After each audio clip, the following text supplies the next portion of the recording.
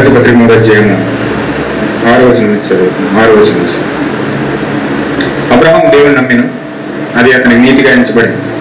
కాబట్టి విశ్వాస సంబంధులే అబ్రహాము కుమారులని మీరు తెలుసుకున్నాడు. దేవుడు విశ్వాస మూలముగా అన్యజనుల నీతిమంతులుగా తీర్చినని లేఖనము ముందుగా చూసి, నీ యందు అన్యజనులందరూ ఆశీర్వదించబడుతురని అబ్రహాముకు సువార్తను ముందుగా ప్రకటించాడు.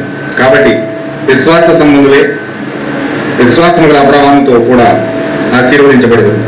ధర్మశాస్త్రము విధించిన క్రియలకు సంబంధులందరూ శాపములకు లోనై ఉన్నారని. ఎందుకనగా ధర్మశాస్త్ర గ్రంథమందు వ్రాయబడిన విధులన్నీ చేటు యందు నిలకడగా ఉండని ప్రతివాడును శాపగ్రస్తుడు అని వ్రాయబడి ఉన్నది. ధర్మశాస్త్రము చేత ఎవడును దేవుని ఎదుట నీతిమంతుడని తీర్చబడడు గాని సంగతి స్పష్టమే. ఎలైనగా నీతిమంతుడు విశ్వాసమూలంగా జీవించును. ధర్మశాస్త్రము విశ్వాస సంబంధమైనది కాదు గాని దాని విధులు ఆచరించేవాడు వాటి వలనే జీవించును. ఆత్మను గుర్చిన వాగ్దానం విశ్వాసం వలన మనకు లభించినట్లు అబ్రహాము పొందిన ఆశీర్వచనము క్రీస్తు యేసు ద్వారా అన్యజనులకు కలుగుటకై క్రీస్తు మన కోసము శాపమై మన ధర్మశాస్త్రం యొక్క శాపం నుండి విమోచించెను. ఇందును గూర్చి మ్రాను మీద వేలాడిన ప్రతి వాడును శాపగ్రస్తుడని వ్రాయబడి ఉన్నది. దేవుడు వాక్యం దీవించిన కాక చిన్న ప్రార్థన చేసుకుందాం. మహోన్నతుడా, సర్వశక్తిమంతుడా, సర్వాధికారి, సర్వోన్నతమైన సర్వ నివసించేవాడని వందనాలు. ఒక విలువనైనా ఈ సమయంలో ఒకవైపు నేను పాపంతో ఆరాధించాము, స్తుతించాము, కనపరిచాం. ఈ సమయంలో కొద్ది వాక్య భాగ్యం సవ్యము దీని యొక్క అనువదించేవాడు నీవే. ఈ పరిశుద్ధాత్మ వచ్చి ఓ ప్రభు మాతో మాట్లాడండి. నీ పరిశుద్ధాత్మ ద్వారా మమ్మల్ని బలపరచండి. ఓ నీ పరిశుద్ధాత్మతో ప్రభు నిశ్చయముగా మా జీవితాలు నిశ్చయము నిలబెట్టమని ప్రార్థిస్తున్నాము. ప్రతి ఒక్కరితో మీరు మాట్లాడండి ప్రభు. ప్రతి హృదయాన్ని స్పందించండి తండ్రి. కొద్ది విషయాలు మాతో ప్రభు మాట్లాడమని, బలపరచమని, మా యొక్క అవిశ్వాసాలను దూరపరచమని, విశ్వాసము దయచేయమని అప్పగిస్తూ ప్రభు అయిన యేసుక్రీస్తునామమున ప్రార్థిస్తున్నాం తండ్రి. ఆమేన్. కూర్చున్నాం. హల్లెలూయా. దేవుని ఇంకో గాక.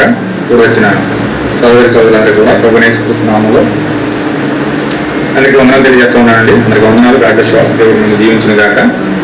హల్లెలూయా. సో మన వాక్యంలోకి వెళ్దాం. మన వాక్య భాగం ఏంటంటే, ఇప్పుడు వింటుని కానీ నేను చూచుచున్నాననే మెసేజ్ మనం అంశాల వారికి నేర్చుకుంటా ఉన్నాం. దేవుడు చక్కని విషయాలు మనం ప్రతి వారము వాక్యం ద్వారా, ప్రవక్త ద్వారా మాట్లాడిన మాటలు దేవుడు మనకు వినిపింప చేసినందుకు దేవుడు మనకు మహిమ గంట ప్రభుత్వం గాక. హల్లెలూయా. చివరి కాలంలో ఆయన యొక్క ప్రవక్త ద్వారా దేవుడు పరిశుద్ధాత్మ మాట్లాడుతూ ఉన్నాడు.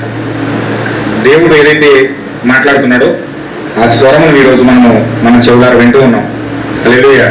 ఎవరైతే తిరిగి జన్మించారో, ఎవరైతే ఆశీర్వదించబడిన జనం ఉన్నారో, విశ్వాస సంబంధమైన అబ్రహాము యొక్క కుమారులు ఉన్నారో, వారికి దేవుడు చివరి కాలంలో ప్రవక్త ద్వారా దేవుడు తన స్వరాన్ని వినిపిస్తూ ఉన్నాడు. హల్లెలూయా. ఒక మనిషిని యొక్క స్వరమును మనం వింటలేదు కానీ దేవుని యొక్క స్వరమును మనం వింటా ఉన్నాం. హల్లెలూయా. ఖచ్చితంగా చివరి కాలంలో ప్రవక్త ద్వారా మాట్లాడుతున్న మాటలు మనము చాలా క్షుణ్ణంగా గమనించి పరిపూర్ణంగా సత్యాన్ని గ్రహించాలని ప్రభువైన యేసుక్రీస్తునామమున మనవి చేస్తూ ఉన్నాను. లాస్ట్ వీక్ మనం మాట్లాడుకున్నాం, ఒక మనిషిలో నుంచి దేవుడు ఆత్మ ద్వారా ఏ విధంగా మాట్లాడుతున్నాడో ఆ మాటలు మనం వింటూ ఉన్నాం. హల్లెలూయా. ఖచ్చితంగా మనిషి అయితే ఈ కాలంలో విలియం బ్రన్హామ్ అనే వ్యక్తి కనపడుతున్నాడు కానీ ఆత్మీయంగా ఆయన లోపలుండి పరిశుద్ధాత్మ మాట్లాడుతూ ఉంది. హల్లెలూయా. ఈ కాలంలో దేవుడు వాగ్దానం చేసినట్లుగా ఏలియాను పంపిస్తానని దేవుడు వాగ్దానం చేశాడు. ఆ ఏలియా ఆత్మ కలిగి ఈ చివరి కాలంలో దేవుడు విలియం బ్రన్హామ్ను పంపడం జరిగింది. హల్లెలూయా. ఆయన వచ్చి ఆయన యొక్క వాక్య లేఖనాలను ఏలియా ఆత్మ ద్వారా ఈ యొక్క కాలం యొక్క విలియం బ్రన్హామ్ ప్రవక్త వాక్యము రూఢీపరిచి రుజువు చేసి ఆయన యొక్క లేఖనాలను పూర్తిగా రుజువు చేయడం జరిగింది. హల్లెలూయా. మలాకి గ్రంథం 4:5 వచనం ప్రకారం ఏలియా వచ్చి పిల్లల హృదయాన్ని తండ్రులే తిప్పాలి. పిల్లల హృదయాన్ని తండ్రులే తిప్పాలి. పిల్లలు ఎవరంటే అన్యజనులై ఉన్నారు, తండ్రులు ఎవరంటే అపోస్తులై ఉన్నారు. అంటే ఈ చివరి కాలంలో ఏలియా వచ్చి ఏం చేయాలంటే పిల్లల హృదయాలను, అన్యజనుల యొక్క హృదయాలను అపోస్తుల బోధ 12 మంది సర్వసృష్టిగా బోధించిన బోధ వైపు అన్యజనుల యొక్క హృదయాలు తిప్పాలన్నమాట. హల్లెలూయా. ఎందుకు అపోస్తుల బోధ వైపు తిప్పాలంటే ఆల్రెడీ నేను చాలాసార్లు చెప్పడం జరిగింది, మరలా ఒకసారి మీకు జ్ఞాపకం చేస్తూ ఉన్నాను. అన్యజనుల యొక్క హృదయాలు అపోస్తుల బోధ వైపు ఎందుకు తిరగాలంటే, దేవుడు ప్రభువైన యేసుక్రీస్తు భూమి మీదకి వచ్చి ఆయన 3.5 సంవత్సరాల పాటు సువార్త చేసి ఆ సువార్త అంతయు కూడా ఆయన ఏదైతే సువార్త చెప్పాడో సువార్త అంతయు కూడా ఆయన బోధించిన బోధ అంతయు కూడా సర్వ సృష్టికి ప్రకటించమని 12 మంది అపోస్తులను దేవుడు ఏర్పాటు చేసుకున్నాడు. 12 మంది శిష్యులను దేవుడు ఏర్పాటు చేసుకుని వారికి సువార్త అంతా కూడా వారి చేతులకు అప్పగించాడు. ప్రపంచానికి శుభవార్త అప్పగించవలసిన బాధ్యత మీది. మీరు సువార్తను తీసుకెళ్లి ప్రపంచానికి మీరు తెలియజేయండి. సర్వ సృష్టికి సువార్త ప్రకటించండి. నమ్మి బాప్తిజం పొందిన రక్షించబడతాడు, నమ్మని వారికి నేను శిక్ష విధిస్తానని చెప్పి దేవుడు శిష్యులకు ఆ సువార్తను అప్పగించాడు. హల్లెలూయా. ఆ సువార్త ఏంటంటే ప్రభువైన యేసుక్రీస్తు నామములో బాప్తిజము, తర్వాత ప్రభురాత్రి భోజనము, తర్వాత పాద పరిచర్య, తర్వాత క్రొత్త జన్మ, లేక తర్వాత పరిశుద్ధాత్మ బాప్తిజమము. ఈ విధంగా సువార్తలో భాగంగా విషయాలన్నీ కూడా ఆయన బోధన కూడా శిష్యులకు అప్పగించి, ఏదో ప్రపంచానికి వెళ్ళి మీరు సంఘాలు కట్టండి, సేవకులు లేపండి, అక్కడ చర్చిలు లేపండి, పెద్ద పెద్ద సంఘాలు కట్టండి, పెద్ద పెద్ద మీటింగ్లు పెట్టండి అని చెప్పి వాళ్ళకి ప్రసంగించలేదు. కానీ దేవుడు ప్రతి ఒక్కరు కూడా దేవుడు ఏమని చెప్పాడంటే పరిశుద్ధాత్మ బాప్తిజాన్ని ఇమ్మన్నాడు. ఏమా? పరిశుద్ధాత్మ బాప్తిజాన్ని ఇమ్మన్నాడు. అంటే క్రైస్తవుడు అవ్వాలంటే అతను క్రైస్తవుడు అయ్యాడన్న గుర్తు ఏంటంటే అతను పరిశుద్ధాత్మ బాప్తిజం పొందుకోవాలి. పరిశుద్ధాత్మ బాప్తిజం పొందుకున్న వాడే నిజమైన క్రైస్తవుడు. అయితే ఆ యొక్క సువార్త ద్వారా, క్రొత్త జన్మ ద్వారా, బాప్తిజం ద్వారా, ప్రభురాత్రి భోజనం ద్వారా వీళ్ళు దేవుడిని కలుసుకుని పరిశుద్ధాత్మ బాప్తిజం పొందుకోవాలన్నమాట. దేవుడు ఆ విధమైన సువార్త ప్రపంచానికి తెలియజేయమని 12 మంది శిష్యులను ఏర్పాటు చేసుకుని దేవుడు ఏం చేశాడంటే సువార్త వాళ్ళకి అప్పగించాడు. వాళ్ళకి అప్పగించిన తర్వాత ఇంచుమించు మొదటి శతాబ్దం మొదలుకొని క్రీస్తు చనిపోయిన తర్వాత 1వ సంవత్సరం మొదలుకొని 300 సంవత్సరాల వరకు కూడా అపోస్తుల బోధ నడిచిందండి. 1 సంవత్సరం మొదలుకొని క్రీస్తు చనిపోయి వెళ్ళిపోయిన తర్వాత 6వ అయిపోయిన తర్వాత 1 సంవత్సరం నుంచి మొదలు పెట్టి 300 సంవత్సరాల వరకు కూడా అపోస్తుల బోధ నడిచిందండి. అప్పటి వరకు కూడా యేసుక్రీస్తు బాప్తిజం ఇచ్చారు, అప్పటి వరకు కూడా ప్రభురాత్రి భోజనం చేశారు, అప్పటి వరకు స్త్రీలు బోధించే అవకాశం ఇవ్వలేదు, అప్పటి వరకు కూడా చక్కగా పరిశుద్ధాత్మ బాప్తిజం పొందుకున్నారు, అప్పటి వరకు కూడా క్రొత్త జన్మ పొందుకున్నారు. చక్కగా అపోస్తుల బోధ ఏదైతే బోధించారో అది సంఘాల్లో నడిచింది. హల్లెలూయా. అయితే ఆ యొక్క అపోస్తుల బోధ 300 సంవత్సరాల వరకు నడిచిన తర్వాత క్రీస్తు శకం 300 సంవత్సరంలో రోమన్ క్యాథలిక్ అనే ఒక సంఘం నికోలస్ అనే ఒక వ్యక్తి ద్వారా ఏర్పరచబడింది. అది అబద్ధ సంఘం, అపోస్తులకు వ్యతిరేకంగా ఏర్పరచబడిన సంఘం. అది నికోలస్ మొట్టమొదటిగా దాన్ని స్టార్ట్ చేసి ఆ రోమన్ క్యాథలిక్ అనే సంఘాన్ని ప్రారంభించి అపోస్తులకు విరోధంగా ప్రకటించడం మొదలుపెట్టాడు. అపోస్తులు ఏదైతే చెప్పారో దానికి వ్యతిరేకంగా చెప్పడం మొదలుపెట్టాడు. అపోస్తులు ఏదైతే బోధించారో దానికి వ్యతిరేకంగా బోధించడం మొదలుపెట్టాడు. వీళ్ళు ధర్మశాస్త్రానికి విరుద్ధంగా ప్రకటిస్తున్నారు, ధర్మశాస్త్రం విరుద్ధంగా బోధిస్తున్నారు అని చెప్పి ప్రజలందరినీ సమకూర్చి ఒక సంఘ శాఖగా ఏర్పాటు చేసి అపోస్తుల మీదకి యుద్ధం దిగడానికి ప్రారంభించాడు. అపోస్తులు అప్పుడు ఈ యొక్క వాక్యాన్ని ప్రసంగిస్తూ యేసుక్రీస్తు నామాన్ని పట్టుకొని గట్టిగా ప్రసంగిస్తున్నారు. వీళ్ళ సంఘమంతా ఒకటి చేసి అపోస్తుల్ని ఊరి నుంచి ఊరికి, దేశం నుంచి దేశానికి, ప్రాంతాల నుంచి ప్రాంతానికి తరిమేస్తూ, చంపేస్తూ, రకరకాలుగా హింసలు పెడుతూ దొరికినట్టుగా చంపుతా ఉన్నారు, కొడతా ఉన్నారు, గొడవలతో కొడతా ఉన్నారు, జైల్లో పెడతా ఉన్నారు, రకరకాల హింసలు పెట్టి పరిశుద్ధులను చంపుతా ఉన్నారు అనమాట. అలా హింస అనేది చెలరేగింది. ఒక అబద్ధ సంఘం ఏర్పరచబడి నిజ సంఘాన్ని హింసిస్తూ, బాధిస్తూ వాళ్ళు బోధించే బోధ తప్పు, వాళ్ళు ప్రసంగించే ప్రసంగం తప్పు అని చెప్పి వీళ్ళందరూ కూడా ఏం చేశారంటే ఆ సంఘం అంతా ఏకమై, ఈ నికోలస్ అన్న కూడా ఏకమై సంఘాన్ని ఏర్పాటు చేసి నిజమైన పరిశుద్ధులు చంపుకుంటూ వెళ్ళిపోతా ఉన్నారు. హల్లెలూయా. ఆ విధంగా 2 సంఘాలు ఏర్పరచబడ్డాయి. ఒకటి నిజమైన సంఘం, ఒకటి అబద్ధమైన సంఘం. ఈ అబద్ధమైన సంఘమే నిజమైన సంఘాన్ని జయిస్తూ ఆ నిజమైన సంఘాన్ని పాపంలో పడేసి ఆ పరిశుద్ధులందరినీ చంపేసి 325వ శతాబ్దంలో యేసుక్రీస్తు నామములో బాప్తిజం ఇస్తే బైబిల్లో ఈ అబద్ధ సంఘం ఏం చేసిందంటే యేసుక్రీస్తు నామము సంఘాన్ని నామమును బదులుగా వీరు తండ్రి యొక్క కుమారుని యొక్క పరిశుద్ధాత్మ యొక్క నామములని బాప్తిజం ప్రవేశపెట్టారు. అర్థమవుతుంది కదండి. ఈ అబద్ధ సంఘం ఏం చేసిందంటే నిజమైన యేసుక్రీస్తు నామములో బాప్తిజం తీసేసి తండ్రి కుమారు పరిశుద్ధాత్మ బాప్తిజం యాడ్ చేసింది. ప్రభురాత్రి భోజనం తీసేసి బల్లారాధన యాడ్ చేసింది. స్త్రీలు బోధించకూడదంటే బైబిల్ ప్రామిస్ చెప్తుంటారు, ఆజ్ఞ జారీ చేస్తే వీళ్ళు స్త్రీల యాజకుల్ని, కన్య స్త్రీలను తయారు చేశారు. క్రొత్త జన్మ అంటే తీసేశారు, సెకండ్ ఇచ్చి గ్రంథంలో ఆ పుస్తకాల పేరు రాసుకున్నారు. పరిశుద్ధాత్మ బాప్తిజం అంటే తీసేశారు, వాళ్ళని పుస్తకాల్లో పేరు రాసి పరలోకం వెళ్ళడానికి గ్రంథంలో పేరు రాసేసిందని చెప్పారు. అది జీవ గ్రంథం అని చెప్పారు. నెత్తిపైన కిరీటం పెట్టి అది జీవ కిరీటం అన్నారు. ఇలాగా బైబిల్ ఏదైతే చెప్తుందో దానికి ఆపోజిట్ వాళ్ళ సొంత క్రియేషన్ తయారు చేసేసి ఆ సంఘం అనేది ఆ యొక్క సంఘ సిద్ధాంతాలతో, ఆచారాలతో, తప్పుడు కల్పనా సిద్ధాంతాలతో, మనుషులు తయారు చేసిన ప్రవేశపెట్టిన కల్పనా కథలతో సంఘం నిండిపోయి నిజమైన పరిశుద్ధులను ద్వేషించడం, దూషించడం, ఊరి నుంచి ఊరికి తరిమేయడం చేశారు. ఆమేన్. హల్లెలూయా. ఆ విధంగా నిజమైన వాక్యం ద్వేషించబడి, నిజమైన వాక్యం దూషించబడి, ఈ నిజమైన వాక్యమేమో తక్కువైపోయింది, అబద్ధమైన వాక్యమేమో ప్రపంచమంతా చుట్టేసింది. అంటే 2000 సంవత్సరాల నుంచి జరిగిన కథ ఇదండి.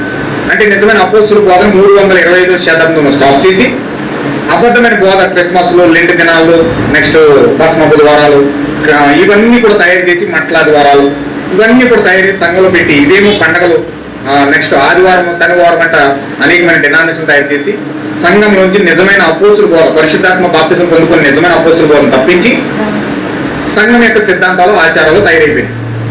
హల్లెలూయా.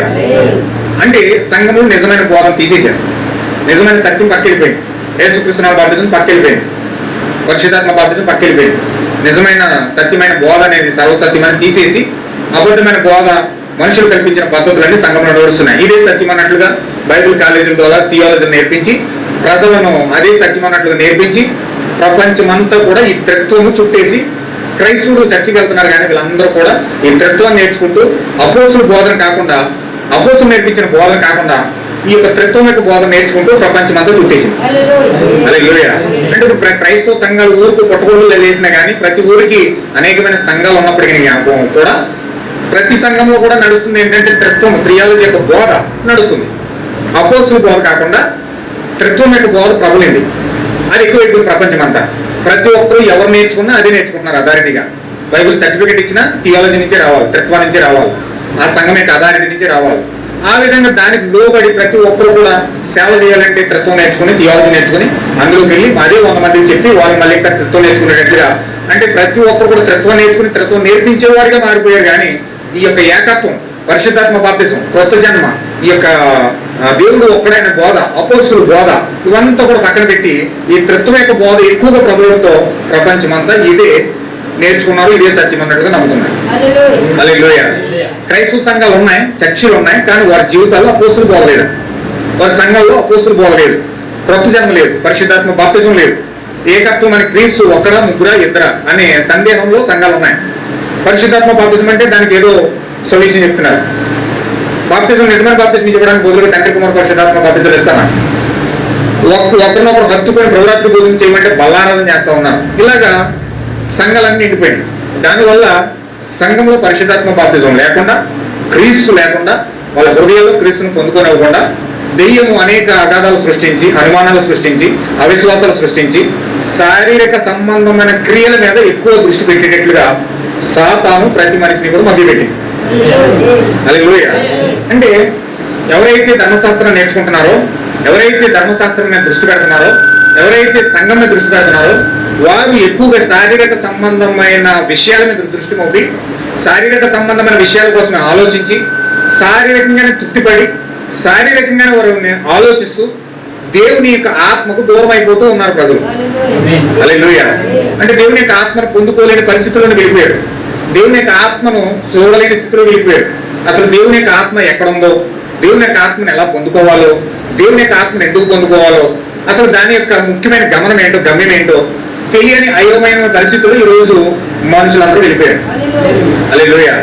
సంఘాలకు వెళ్తున్నారు, పాటలు పాడుతున్నారు, పరిశుద్ధంగా జీవించాలనుకుంటున్నారు. కానీ ఈ రోజు ఆ పరిశుద్ధత అనేది మనుషులు లేకుండా సంఘమిక ఆచారాలు బట్టి, సిద్ధాంతాలు బట్టి వెళ్ళడం వల్ల భక్తి ఒక శారీరక సంబంధమైన భక్తిగానే ముందుపోయింది తప్ప అది నిజమైన ఆత్మలోనికి వెళ్ళి ఆత్మలో దేవుణ్ణి చూసి ఆత్మ ద్వారా దేవుణ్ణి కొనియాడే స్థితిలోనికి ఈ రోజు మనం వెళ్ళలేకపోతా ఉన్నామని. హల్లెలూయా. ఎందుకు అలా వెళ్ళలేకపోతున్నామంటే ఈ రోజు మనము శారీరక సంబంధమైన భక్తి, ధర్మశాస్త్రం సంబంధమైన భక్తి మనం చేస్తా ఉన్నాం కనుక మనం అందరూ ముందుకు వెళ్ళకపోతున్నాం. అందుకే ఇక్కడ గలతీ పత్రిక మనం చదవం. ఒకసారి లేఖనం చదవండి ఒకసారి మీరు. గలతీ పత్రిక 3వ అధ్యాయము 6వ వచనం నుంచి ఒకసారి చదవండి. కొన్ని విషయాలు మీకు అక్కడ అబ్రహాం మాట్లాడుతున్నారు చూడండి ఒకసారి. అబ్రహాము దేవుని నమ్మిన, నీతిగా ఎంచబడిన, కాబట్టి విశ్వాస సంబంధులే అబ్రహాం కుమారులని మీరు తెలుసుకోండి. దేవుడు విశ్వాసం మూలముగా అన్యజనులను నీతిమంతులుగా తీర్చిన లేఖను ముందుగా చూసి నీయందు అన్యజనులందరూ ఆశీర్వదించబడుదురు ప్రకటించెను. కాబట్టి విశ్వాస సంబంధులే విశ్వాస మూలముగా అబ్రహాము యొక్క కూడా ఆశీర్వదించబడతారు. అంటే ఆశీర్వదించబడే జనాంగం ఎవరంటే విశ్వాసమును బట్టి అబ్రహాము విశ్వాసాన్ని ఎవరైతే ఫాలో అవుతున్నారో, అబ్రహాము యొక్క విశ్వాసం ఎవరైతే పొందుకున్నారో విశ్వాసం ద్వారా మాత్రమే దేవునికి ఇష్టలై ఉంటారని చెప్పి హెబ్రీ పత్రికలో పౌలు గారు రాశాడు. హల్లెలూయా. విశ్వాసం లేకుండా దేవునికి ఇష్టలై ఉండుట అసాధ్యం అన్నాడు. అంటే దేవుని ఇష్టపడాలంటే, దేవుడు మనల్ని ఇష్టపడాలంటే మనలో విశ్వాసం ఉండాలి. ఎలాంటి విశ్వాసం అంటే అబ్రహాములో ఏ విశ్వాసం అయితే ఉన్నదో అలాంటి విశ్వాసం మాత్రమే మనలో ఉండాలి. అబ్రహాము విశ్వాసం కాకుండా మన సొంత విశ్వాసాలతో మనం దేవుడిని నమ్మి నేను కూడా దేవుడిని విశ్వసిస్తున్నాను, నేను కూడా దేవుడిని నమ్ముతున్నానని చెప్పడం వల్ల దేవుని ఉపయోగం ఉండదండి. మనం నమ్మాలంటే మనం దేవుడిని ఇష్టపడాలి, దేవుడు మనల్ని ఇష్టపడాలంటే అబ్రహాము యొక్క విశ్వాసం మనలో ఉండాలి. అబ్రహాము యొక్క విశ్వాసం మనలో ఉన్నప్పుడే విశ్వాస సంబంధులే అబ్రహాము యొక్క నిజమైన కుమారులని పిలువబడుతున్నారు. వారు మాత్రమే ఆశీర్వదించబడతారు. హల్లెలూయా. దేవుని యొక్క ఆశీర్వాదం మన జీవితంలో రావాలంటే ఖచ్చితంగా అబ్రహాము యొక్క విశ్వాసం మనలో రావాలి. హల్లెలూయా. అబ్రహాము యొక్క విశ్వాసం మన జీవితంలోకి వచ్చినప్పుడు మాత్రమే మనము ఆశీర్వదించబడతాం. ఆత్మ సంబంధమైన విశ్వాసం, ఆత్మ సంబంధమైన ఆశీర్వాదం మన జీవితంలోకి రావాలంటే ఖచ్చితంగా మన జీవితంలోకి అబ్రహాము యొక్క విశ్వాసం రావాలి. హల్లెలూయా. అబ్రహాం కూడా ఒక మనిషి, అబ్రహాం కూడా ఒక బలహీనుడే, అబ్రహాం కూడా మనిషి, అబ్రహాం కూడా దేవుని చేత సృష్టించబడిన వాడే. అబ్రహాం నీవలే నావలే అతను ఆలోచించిన వాడే, నీవలే నావలే వెనక్కి జారిపోయిన వాడే, నీవలే నావలే అవిశ్వాసంగా ఆ యొక్క భయంకరమైన బబులోనులో జీవించిన వాడే. కానీ దేవుని యొక్క మాట ద్వారా దేవుని యొక్క విశ్వాసమును పొందుకున్న ఆ వ్యక్తి ఆ విశ్వాసము ద్వారా దేవునికి ఇష్టడై దేవుడిచ్చిన గొప్ప ఆశీర్వాదం అనగా ఆ పాలు తేనె ప్రవహించే దేశానికి అతను ఒక ఆత్మీయ తండ్రిగా మారిపోయాడు. హల్లెలూయా. అంటే మన జీవితాల్లో కూడా అబ్రహాము వలె ఒక సామాన్యంగా ఉండొచ్చు, ఒక మనిషిగా ఉండొచ్చు, ఒక సామాన్యమైన అవిశ్వాసపు వ్యక్తిలాగా ఆ బబులోను అనే సామ్రాజ్యం మనము బ్రతుకుతుండవచ్చు. హల్లెలూయా. కానీ ఎప్పుడైతే దేవుడిని కలుసుకున్నామో, ఎప్పుడైతే దేవుని యొక్క విశ్వాసాన్ని మన జీవితాల్లో పొందుకున్నామో, ఆ నీతిని మనం ఎప్పుడైతే మన హృదయాల్లో ఎంచుకున్నామో ఆ ఖచ్చితంగా ఆ నీతి ఆ విశ్వాసము మనం దేవుడికి ఇష్టడుగా చేస్తాము. హల్లెలూయా. వారు మాత్రమే నిజమైన విశ్వాస సంబంధమైన అబ్రహాము యొక్క కుమారులై ఉన్నారు. వారు మాత్రమే ఆశీర్వదించబడతారు. ధర్మశాస్త్రము విధించిన క్రియలకు సంబంధించిన వారందరూ కూడా ఇవ్వండి. అంటే ఎవరైతే ధర్మశాస్త్రం కింద ఉన్నారో, ఎవరైతే ధర్మశాస్త్రం యొక్క క్రియలను వారు చేస్తున్నారో, ఎవరైతే ధర్మశాస్త్రం బట్టి వాళ్ళు బ్రతుకుతున్నారో వారి మీద శాపం ఉంది. హల్లెలూయా. అంటే మనం ఆశీర్వదించబడాలంటే ఫస్ట్ శాపం పోవాలి. శాపం పోకుండా ఆశీర్వాదం అనేది రాదు. అంటే మనం ఎప్పుడైతే ధర్మశాస్త్రం కింద ఉన్నామో, ధర్మశాస్త్ర సంబంధమైన క్రియలు చేస్తున్నామో, ధర్మశాస్త్రం అంటే అర్థం ఏంటి? మన శరీరమే ధర్మశాస్త్రమై ఉన్నది. ఎప్పుడైతే మన శరీర సంబంధమైన క్రియలను చేస్తున్నామో, శరీర సంబంధమైన క్రియలకు లోబడి బ్రతుకుతున్నామో అప్పుడు మనం శాపము మన నెత్తి మీద ఉంది, మన హృదయాల మీద ఉంది. అంటే మనం ఎంతనో శాపగ్రస్తులమై ఉన్నాం. హల్లెలూయా.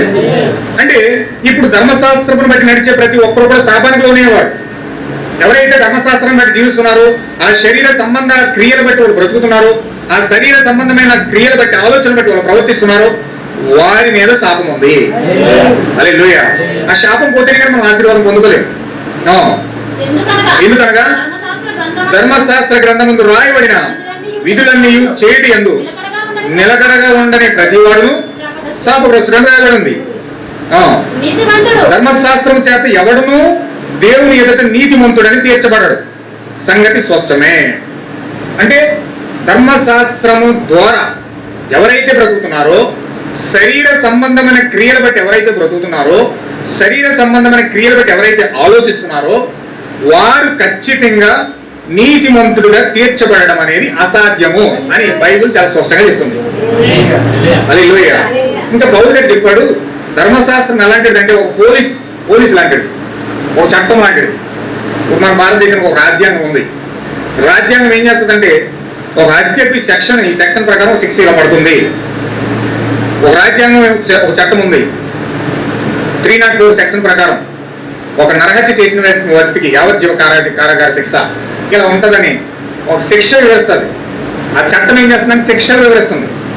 వీడు తప్పు చేసినప్పుడు, పాపం చేసినప్పుడు, నరహత్య చేసినప్పుడు సెక్షన్ 304 ప్రకారం ఇతని మీద నరహత్య నేరారోపణ అభియోగం తెలుపబడుతుంది కనుక ఇతనికి యావజ్జీవ కారాగార శిక్ష ఇవ్వడం జరుగుతుందని చెప్పేసి ఆ యొక్క చట్టం చెప్పింది. కాబట్టి చట్ట ప్రకారం ఆ నేరానికి ఆ శిక్ష పడుతుంది. హల్లెలూయా. అని అర్థమవుతుందా? వింటున్నారు కదా? ఇప్పుడు ధర్మశాస్త్రం ఏం చేసి శిక్ష విధించింది, అక్కడి వరకు అయిపోయింది. రాజ్యాంగం శిక్ష విధించింది అంతే, అక్కడి వరకు అయిపోయింది. కానీ దానిని బయటికి తీసుకొచ్చి ఆ నేరారోపణ నుంచి అతను బయటికి తీసుకొచ్చి అతనికి ఒక క్షమాభిక్ష పెట్టి అతను ఒక ఉరి శిక్ష పడింది. ఇప్పుడు ఆ ఉరి శిక్ష నుంచి తప్పించి అతను ఒక నీతివంతుడిగా తీర్చి మరలా ఆ యొక్క రాష్ట్ర అతనికి ఒక ప్రజల్లో బ్రతకడానికి ఒక క్షమాపణ పత్రం ఇచ్చి మరలా అతన్ని బయటికి పంపించి ప్రజల్లో స్వేచ్ఛగా తిరగడానికి అతన్ని ఎవరు విడిపించాలంటే ఆ యొక్క చట్ట ప్రకారం రాష్ట్రపతి మీద ఉంటుంది. హల్లెలూయా. రాష్ట్రపతి ఏం చేస్తాడంటే మనకు తెలుసు, ప్రతి స్వాతంత్రం మనకి August 15 స్వాతంత్ర దినోత్సవ రోజున రాష్ట్రపతి సంతకాలు చేసి కొంతమంది ఖైదీలు విడిపిస్తాడు.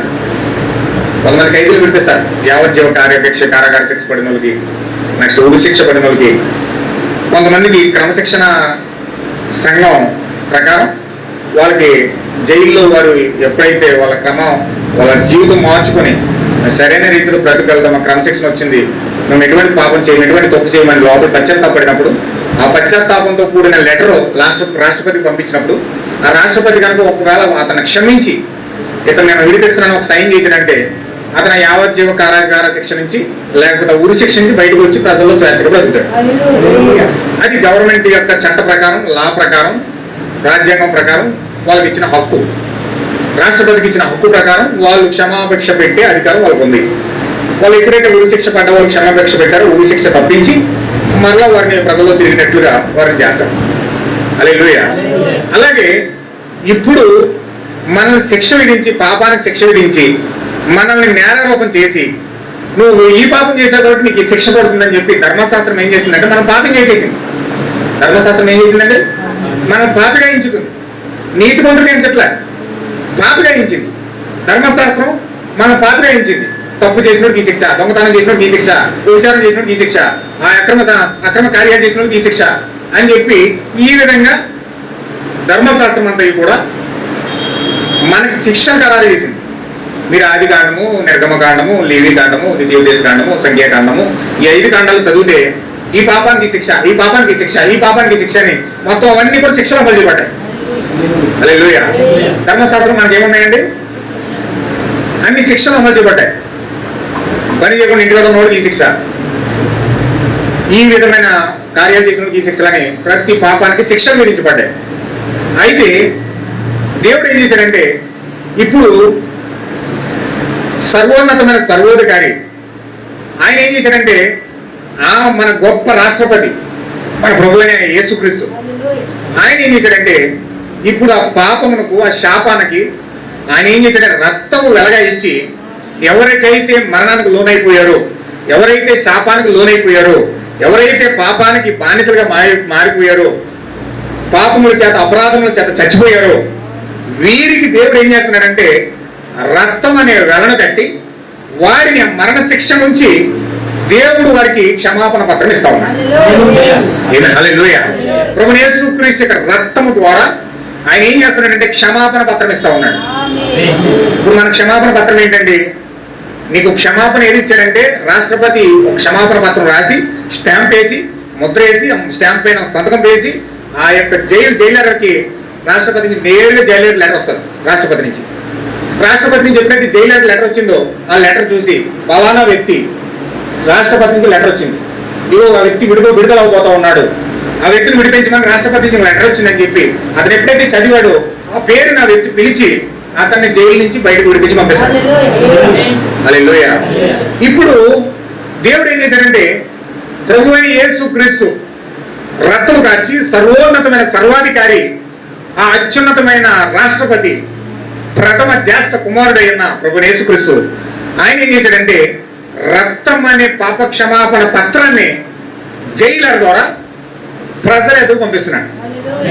హల్లెలూయా.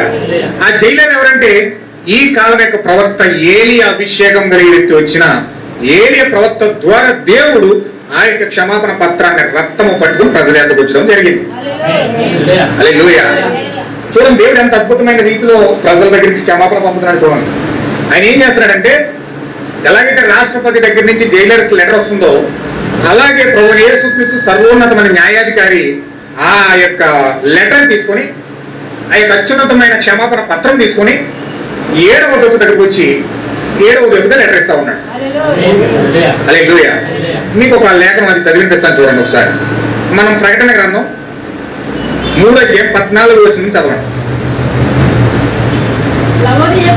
చూడండి ఇప్పుడు ఆ పాప ఎవరంటే లవోదికే సంఘం.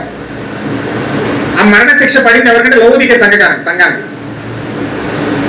ఆ శాపానికి గురైన సంఘం ఎవరంటే లౌకిక సంఘకాలం. ఆ యొక్క శాపము, రోగము, మరణము పొందుకున్న సంఘం ఏంటంటే లౌకిక సంఘకాలం. హల్లెలూయా. ఆ లౌకిక సంఘకాలం నువ్వు నేను ఉన్నావు. ఈ ప్రపంచం యావత్తు ఏ సంఘకాలంలో ఉందంటే లౌకిక సంఘకాలంలో ఉంది. ఏమేమి? హల్లెలూయా. ఇప్పుడు మనం అందరం ఎక్కడ ఉన్నామండి? లవోదిక సంఘంలో ఉన్నాం. ఈ లవోదిక సంఘకాలంలో ప్రజలు ఎలా ఉన్నారంటే ఆమె నడవాడును ఏమనగా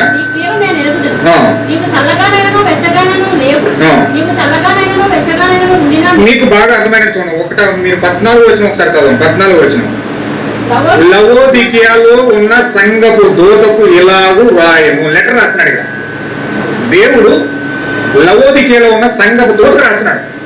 ఎలాగైతే రాష్ట్రపతి జైలర్ రాస్తున్నాడు లెటరు, ఆ యొక్క వ్యక్తిని విడిపించమని ఎలాగైతే లెటర్ వస్తుందో, సేమ్ దేవుడు ఇక్కడ ఏం చేస్తున్నాడు? లవోదిక సంఘపు దూతకి, అంటే ఆ జైలర్కి, ఆ యొక్క సంఘం యొక్క దూతకి దేవుడు ఒక లెటర్ రాస్తున్నాడు అన్నమాట. ఏమైనా? హల్లెలూయా. ఇప్పుడు ఆ లెటర్లో ఏముంది? దేవుడు రాసిన లెటర్లో ఏముంది చూడండి. ఒక భవిష్యత్తు రాస్తున్నాడు. ఆమె నడువాడును నమ్మకమైన సత్య సాక్షియు దేవుని సృష్టికి ఆది అయిన వాడు చెప్పు సంగతులు ఏమనగా, నీ క్రియలు నేను ఎరుగుదును, నీవు చల్లగానైనను వెచ్చగానైనను లేవు, నువ్వు చల్లగానైనా వెచ్చగానైనా ఉండిన మేలు, నువ్వు వెచ్చగానైనను చల్లగానైనా ఉండగా నువ్వెచ్చగా ఉన్నావు కనుక.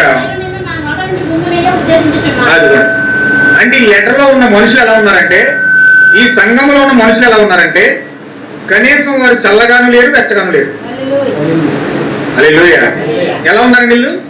నులివెచ్చగా ఉన్నారట. నులివెచ్చగా అంటే అయితే వేడిగాను లేరు, అయితే చల్లగాను లేరు. వేడి అంటే దేవుడితో అగ్ని. వేడి అనగా దేవుడు. అగ్ని ఎప్పుడు వేడిగానే ఉంటారు. ఆయన దహించు అగ్ని అయి ఉన్నాడు. పరిశుద్ధాత్మ కలిగిన వ్యక్తులేమో వేడి కలిగి ఉన్నారు. పరిశుద్ధాత్మ వేడి అది. చచ్చిపోయిన వ్యక్తి ఎలా ఉంటాడు? మీరు పట్టుకుని చూడండి. డెడ్ బాడీ ఎలా ఉంటుంది? చల్లగా అయిపోతుంది. చాలా మంది బీసిపోయిన వ్యక్తి పశువులు వస్తారు. ఎందుకు రాస్తారు? వేడి పుట్టించడం కోసం పశువులు వస్తారు. ఎందుకంటే ప్రాణం లోపల ఉంటే బాడీ వేడిగా ఉంటుంది, ప్రాణం బయటకు వచ్చైతే బాడీ చల్లగా అయిపోతుంది. హల్లెలూయా. అంటే చల్లగా ఉండే మనుషులేమో చచ్చిపోయినాడు, ఆత్మీయంగా చచ్చిపోయినాడు. వేడిగా ఉన్న మనుషులేమో పరిశుద్ధాత్మ కలిగిన వ్యక్తులు అన్నమాట. వింటున్నారా? అర్థమవుతుంది కదండి? ఇప్పుడు దేవుడే మాట్లాడుతున్నాడు, మీరు వేడిగా లేరు, చల్లగా లేరు అన్నాడు. అంటే వేడిగా లేరు అంటే పరిశుద్ధాత్మను కలిగి లేరు, ఇలా చల్లగాను లేరంటే పూర్తిగా చచ్చిపోను లేరు. ఎలా ఉన్నారు వీళ్ళు? నులివెచ్చగా ఉన్నారు. అంటే కొంత దేవుని పొందుకున్నారు, కొంత దెయ్యాన్ని పొందుకున్నారు. హల్లెలూయా. అంటే వీళ్ళు ఎలా ఉన్నారంటే, ఆత్మలో దేవుడు ఉన్నాడు, శరీరంలో దెయ్యం. ఆత్మలో దేవుడు ఉండి వాక్యం పొందుకుని వాక్యం పెట్టుకుని నడుస్తున్నారు, క్రైస్తులు వెళ్తున్నారు, చర్చికి వెళ్తున్నారు, పాటలు పాడుతున్నారు, ప్రార్థన చేస్తున్నారు, వాక్యం వింటున్నారు, అన్ని కార్యాలు జరుగుతున్నాయి. కానీ ఆ శరీరంలో మాత్రం పాపం ఉంది. అంటే ఒక పక్క శరీర క్రియలు చేస్తున్నారు, ఒక ఆత్మ సంబంధమైన క్రియలు చేస్తున్నారు. ఇటు చర్చికి వెళ్తున్నారు, ఇటు పాపమో చేస్తున్నారు. ఇటు చర్చికి వెళ్తున్నారు, ఇటు ఆరాధన చేస్తున్నారు. ఇటు దేవుడు అంటున్నారు, ఇటు దెయ్యం అంటున్నారు. దెయ్యం కావాలి, దేవుడు కావాలి, పాపము కావాలి, పరిశుద్ధత కావాలి, రెండు కావాలి అని మాట్లాడుతూ ఉన్నారు. చూడండి, మీరు ఎప్పుడైనా సరే బైబిల్లో మాట ఉంటుంది, మీరు ఇద్దరు యజమానులకు దాసులుగా ఉండలేరు. ఇద్దరు యజమానులకు ఏ విధంగా దాసులుగా ఉండగలుగుతారు? మీరు సిరికైనా దాసులుగా ఉండాలి, సిరి అనగా డబ్బు. మీరు డబ్బుకైనా దాసులుగా ఉండాలి, లేకపోతే విశ్వాసానికైనా దాసులుగా ఉండాలి. మీరు విశ్వాసానికి, సిరికి, రెండింటికి దాసులుగా ఉండలేరు. హల్లెలూయా. ఇంకా దేవుడు చెప్పాడు, మీరు విశ్వాసికి అవిశ్వాసికి పోలెక్కడ అన్నాడు. హల్లెలూయా. విశ్వాసి విశ్వాసంతోనే సహవాసం చేయగలుగుతాడు, అవిశ్వాసి అవిశ్వాసంతోనే సహవాసం చేయగలుగుతాడు. విశ్వాసికి అవిశ్వాసికి పోలెక్కడ అన్నాడు. హల్లెలూయా. అర్థమవుతుందండి? అంటే పావురే వేరు, కాకి వేరు. పావురే వెళ్ళి కాకులతో సహవాసం చేయలేదు, కాకొచ్చి పావురేతో సహవాసం చేయగలదు. కాకొచ్చి పౌరేలతో సహవాసం చేయగలదు కానీ, కాకొచ్చి పౌరేల మధ్యలోకి వెళ్ళి గింజలు తినగలదు కానీ, పౌరే వెళ్ళి కాకులతో సహవాసం చేయలేదు. హల్లెలూయా. మీరు ఎక్కడైనా లోకంలో చూసారా? పౌరే వెళ్ళి కాకి దగ్గర ఉండలేదు. ఎందుకంటే దాని లక్షణాలు వేరు, దీని లక్షణాలు వేరు. దాని కోరికలు వేరు, దీని కోరికలు వేరు. దాని ఉద్దేశాలు వేరు, దీని ఉద్దేశాలు వేరు. ఏమైనా హల్లెలూయా. పౌరే లక్షణాలు వేరు, కాకి లక్షణాలు వేరు. కాకి వచ్చి పౌరేతో సహవాసం చేయగలదు కానీ పౌరే వెళ్ళి కాకితో సహవాసం చేయలేదు. అంటే మనకి ఇక్కడ ఏమర్థమవుతుందంటే, ఒక విశ్వాసి వెళ్ళి విశ్వాసంతో సహవాసం చేయలేడు, ఒక అవిశ్వాసం వచ్చి విశ్వాసంతో సహవాసం చేయగలడు. ఈ కాకి పౌరేలతో తిరుగుతుంది, పౌరేల మధ్యలో నేను పరిశుద్ధురాలు అంటది. నెక్స్ట్ లోకంలోకి వెళ్ళి కాకులతో కలిసిపోయి నేను కూడా కాకినే అంటది. కాకుల్లో కాకి, పౌరేళ్ళు పౌరే. రంగులు మార్చగలవు, ఎందుకంటే అది ఎలాగైనా జీవించగలవు. పౌరే అలా జీవించలేదు, ఎందుకంటే పౌరే చాలా నిష్కప్తమైనది. దానికి చేదొట్లేదు, చేదు లేదు అనగా అసూయ లేదు, అసూయ పాపమే లేదు దాంట్లో. హల్లెలూయా. పాపము లేదు కనుక ఒక అసూయ పరురాలతో, అసూయ పరుడితో ఈ అవిశ్వాసిగా ఉన్న, ఈ పరిశుద్ధురాలుగా ఉన్న వ్యక్తి వెళ్ళి వాళ్ళతో సహవాసం చేయలేదన్నమాట. హల్లెలూయా. ఒకవేళ చేస్తున్నారు అంటే అక్కడ ఏదో తేడాగా ఉంది. ఒకవేళ ఆ యొక్క అవిశ్వాసంతో నువ్వు సహవాసం చేయగలుగుతున్నావు, వారితో నిమగ్నం అవ్వగలుగుతున్నావు, వారి ఆశయాల్లో నువ్వు కూడా కాలు పెట్టగలుగుతున్నావు అంటే అర్థం ఏంటంటే అక్కడ ఏదో తేడా ఉన్నది నాకు. హల్లెలూయా. దేవుని మహిమ గాక. అందుకని ప్రియమైన సహోదరులారా, మీరు కొంచెం ఆలోచించండి. ఇక్కడ ఖచ్చితంగా ఇక్కడ లవోదిక సంఘకాలంలో ఉన్న ప్రజలు ఎలా ఉన్నారంటే కాకుల్లో ఉన్నారు. ఈ కాకుల్లో మారిపోయారు. పరిశుద్ధులు కూడా కాకుల్లో మారిపోయి వీళ్ళకి లోకంలోనే తిరుగుతున్నారు, దేవుడితోనే తిరుగుతున్నారు. దేవుడు ఇచ్చింది పోగొట్టుకోవట్లేదు, దెయ్యం ఇచ్చింది పోగొట్టుకోవట్లేదు. దెయ్యమే ఆనందం కావాలి, దేవుడిచ్చే ఆనందం కూడా కావాలి. దేవుడిచ్చే సంతోషం కావాలి, దెయ్యం ఇచ్చే సంతోషం కూడా కావాలి. ఇలాగా లవోదికేలో ఉన్న ప్రజలు మారిపోయారు. భూమి మీద ఏ వ్యక్తిని మనం ఎలుగెత్తి చూపించలేదు. ప్రతి వ్యక్తి కూడా ఇలా లవోదిక సంఘకాలంలో నిలబడేవాడు. అందుకే బైబిల్లో లోకాసువార్తలో ఒక మాట చెప్తున్నాడు, నీతిమంతుడు లేడు, ఒక్కడు లేడంట. దేవుడు అనుగ్రహించి మహిమను పొందలేక అందరూ కూడా పాపానికి దాసులైపోతున్నారు. దేవుడు నాకు మహిమను కాక. ఎందుకంటే ప్రతి వ్యక్తి కూడా ఈ లవోదిక సంఘకాలంలో ఉన్నాడు కనుక ఈ లవోదికలో చీకటికి ఎక్కువ ప్రాధాన్యత ఇవ్వడం జరుగుతుంది కానీ పరిశుద్ధతకి ప్రాధాన్యత లేదు. హల్లెలూయా. ప్రతి మనిషి కూడా పాపంలో నిమగ్నం అయిపోయాడు. ప్రతి మనిషి పాపంతో సహవాసం చేస్తున్నాడు. ప్రతి క్షణము కూడా పాపం గురించి ఆలోచన తప్ప, లోకం గురించి ఆలోచన తప్ప, ఏ విధంగా బ్రతకాలి, ఏ విధంగా పనికి వెళ్ళాలి, ఏ విధంగా సంపాదించాలి, ఏ విధంగా తిరగాలి, ఏ విధంగా రావాలి, ఏ విధంగా శరీర కోరికలు తీర్చుకోవాలి, ఏ విధంగా మనం ప్రవర్తించాలి, ఏ విధంగా బ్రతకాలి, ఏం తినాలి, ఏం త్రాగాలి, ఏం కట్టుకోవాలి అని ప్రతి క్షణము కూడా దీనికోసమే ఆలోచన వైఖరి ఉంటుంది కనుక ఈ లౌకిక సంఘకాలంలో ఉన్న ప్రజలందరూ కూడా ఇలాగనే ఆలోచిస్తూ ఉన్నారు. హల్లెలూయా. లెటర్ కరెక్ట్గా ఉందండి. దేవుడు జైలర్కి రాసిన లెటర్ కరెక్ట్గానే ఉందా? ఆ లెటర్లో రాసినట్టుగా మన జీవితాలు ఉన్నాయా లేదా చెప్పండి. హల్లెలూయా.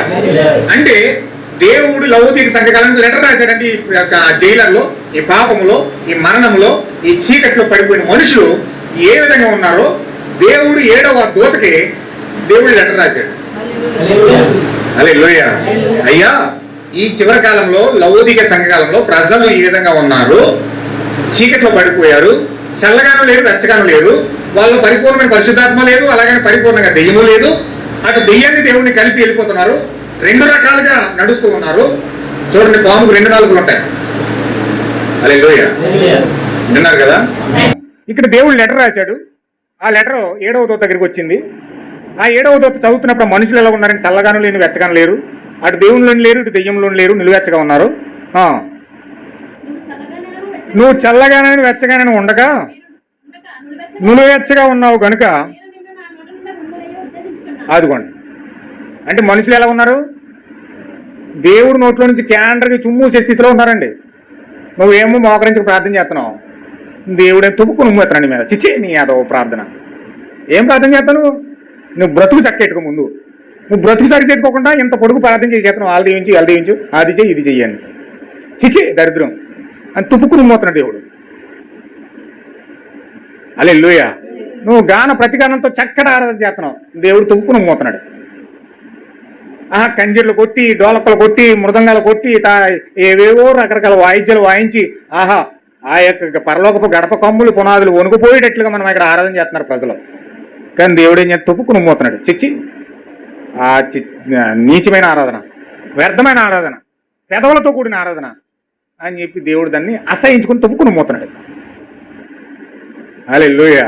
నువ్వు ఎంత పెద్ద సంఘంలోకి వెళ్ళి ఎంత పవిత్రమైన ఆరాధన చూసినా, ఎన్ని డోలకలు కొట్టినా, ఎన్ని తబలాలు కొట్టినా, ఎన్ని కంజీర్లు వాయించినా దేవుడు తుపుక్కును మూసే స్థితిలో ఈరోజు క్రైస్తవులు ఉన్నారు. హల్లెలూయా. ఈరోజు ప్రజల బతుకులు ఎలా ఉన్నాయంటే దేవుడు ఉమ్మూసే స్థితిలో ఉన్నాయి. ఆలోచించండి ఒకసారి, ఎలాంటి భక్తి చేస్తుంటే ఈరోజు దేవుడు ఉమ్మూతున్నాడు మన మనుషుల మీద. ఎలాంటి భక్తి చేస్తుంటే ఈరోజు మనుషుల మీద ఉమ్మూస్తున్నాడు. అయ్యో నేను ప్రార్థన చేస్తే దేవుడు కార్యం చేసేస్తాడు, నేను ప్రార్థన చేస్తే స్వస్థపరిచేస్తాడు, నేను ప్రార్థన చేస్తే నా ప్రార్థన దేవుడు వినేస్తాడు, నేను ప్రార్థన పెద్ద పరిశుద్ధురాలు, నేను పెద్ద ప్రార్థనా పరురాలు, నేను పెద్ద సాంగ్ లీడర్ని, నేను ఇది నేను పాట పాడితే అది చాలా అద్భుతంగా ఉంటుంది, నేను రాగం తీస్తే సప్తస్వరాలు రాగం నుంచి వచ్చేస్తాయి. హల్లెలూయా అని చెప్పి చాలా అద్భుతమైన వేషధారణ ఈరోజు క్రైస్తవులు కలిగి ఉన్నారండి. కానీ వాళ్ళ జీవితాలు చూస్తే దేవుడు ఉమ్మూసే స్థితిలో ఉన్నారు. తుప్పుక్కును మూతున్నాడు దేవుడు. నా నోట నుంచి నిన్ను ఉమ్ము వేయని ఉద్దేశించుచున్నాను అంటున్నాడు దేవుడు. సలహా ఇస్తున్నాడు చూడండి, అక్కడ తిడుతున్నాడు. నువ్వు దౌర్భాగ్యుడువు, దిక్కుమాలిన వాడువు, దరిద్రుడువు, గుడ్డువాడువు, తుపుక్కును మూసి దరిద్రుడు అని తిడుతున్నాడు.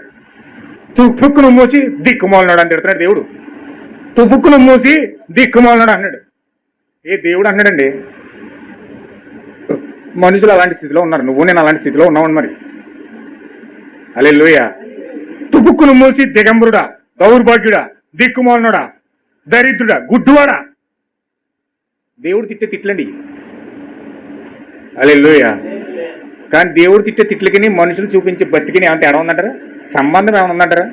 ఎంత బతి చేస్తున్నారండి, ఎన్ని పాటలు పాడుతున్నారండి, ఎన్ని చర్చిలు కడుతున్నారండి పాలరాతితో, చక్కగా అద్భుతమైన కట్టడాలు ఎక్కడ పడితే అక్కడ వెలిసిపోతున్నాయి, ఎక్కడ పడితే అక్కడ కట్టేస్తున్నారు, ఎక్కడ పడితే అక్కడ సభలు పెట్టేస్తున్నారు, ఎక్కడ పడితే అక్కడ జిగేలు డిస్సు సౌండ్ బాక్సులు మోగేస్తున్నాయి, కలర్ మోగులు మోగేస్తున్నాయి, మౌతులు అరిగిపోతున్నాయి, డ్యాన్సులు వేసేస్తున్నారు, సంఘాల మీద సంఘాలు కట్టేస్తున్నారు, పరిశుద్ధులు వేసిపోతున్నారు.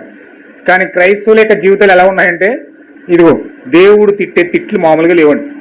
తుపుక్కును ఉమ్ము తిడుతున్నాడు ఇక్కడ. హల్లెలూయా. మన బ్రతుకులు అలా ఉన్నాయి, మానవ బ్రతుకులు అలా ఉన్నాయండి. దేవుడి చేత ఉమ్ము ఉంచుకుని తిట్టుకునే స్థితిలో ఈరోజు క్రైస్తవులు ఉన్నారు. తిట్టి అంటున్నాడు ఆయన, నువ్వు గుడ్డువాడు దిగంబరువై ఉన్నావని ఎరుగక నేను ధనవంతుడను, ధనవృద్ధి చేసుకున్నాను, నాకేమీ కొదువు లేదని చెప్పుకుంటున్నావు. నువ్వు ధనవృద్ధి చేసుకున్నట్లు అగ్నిలో పుటము వేయబడిన బంగారమును, నీ దిశముల్లా కనబడుకున్నట్లు ధరించుకున్నటకు తెల్లని వస్త్రాలను,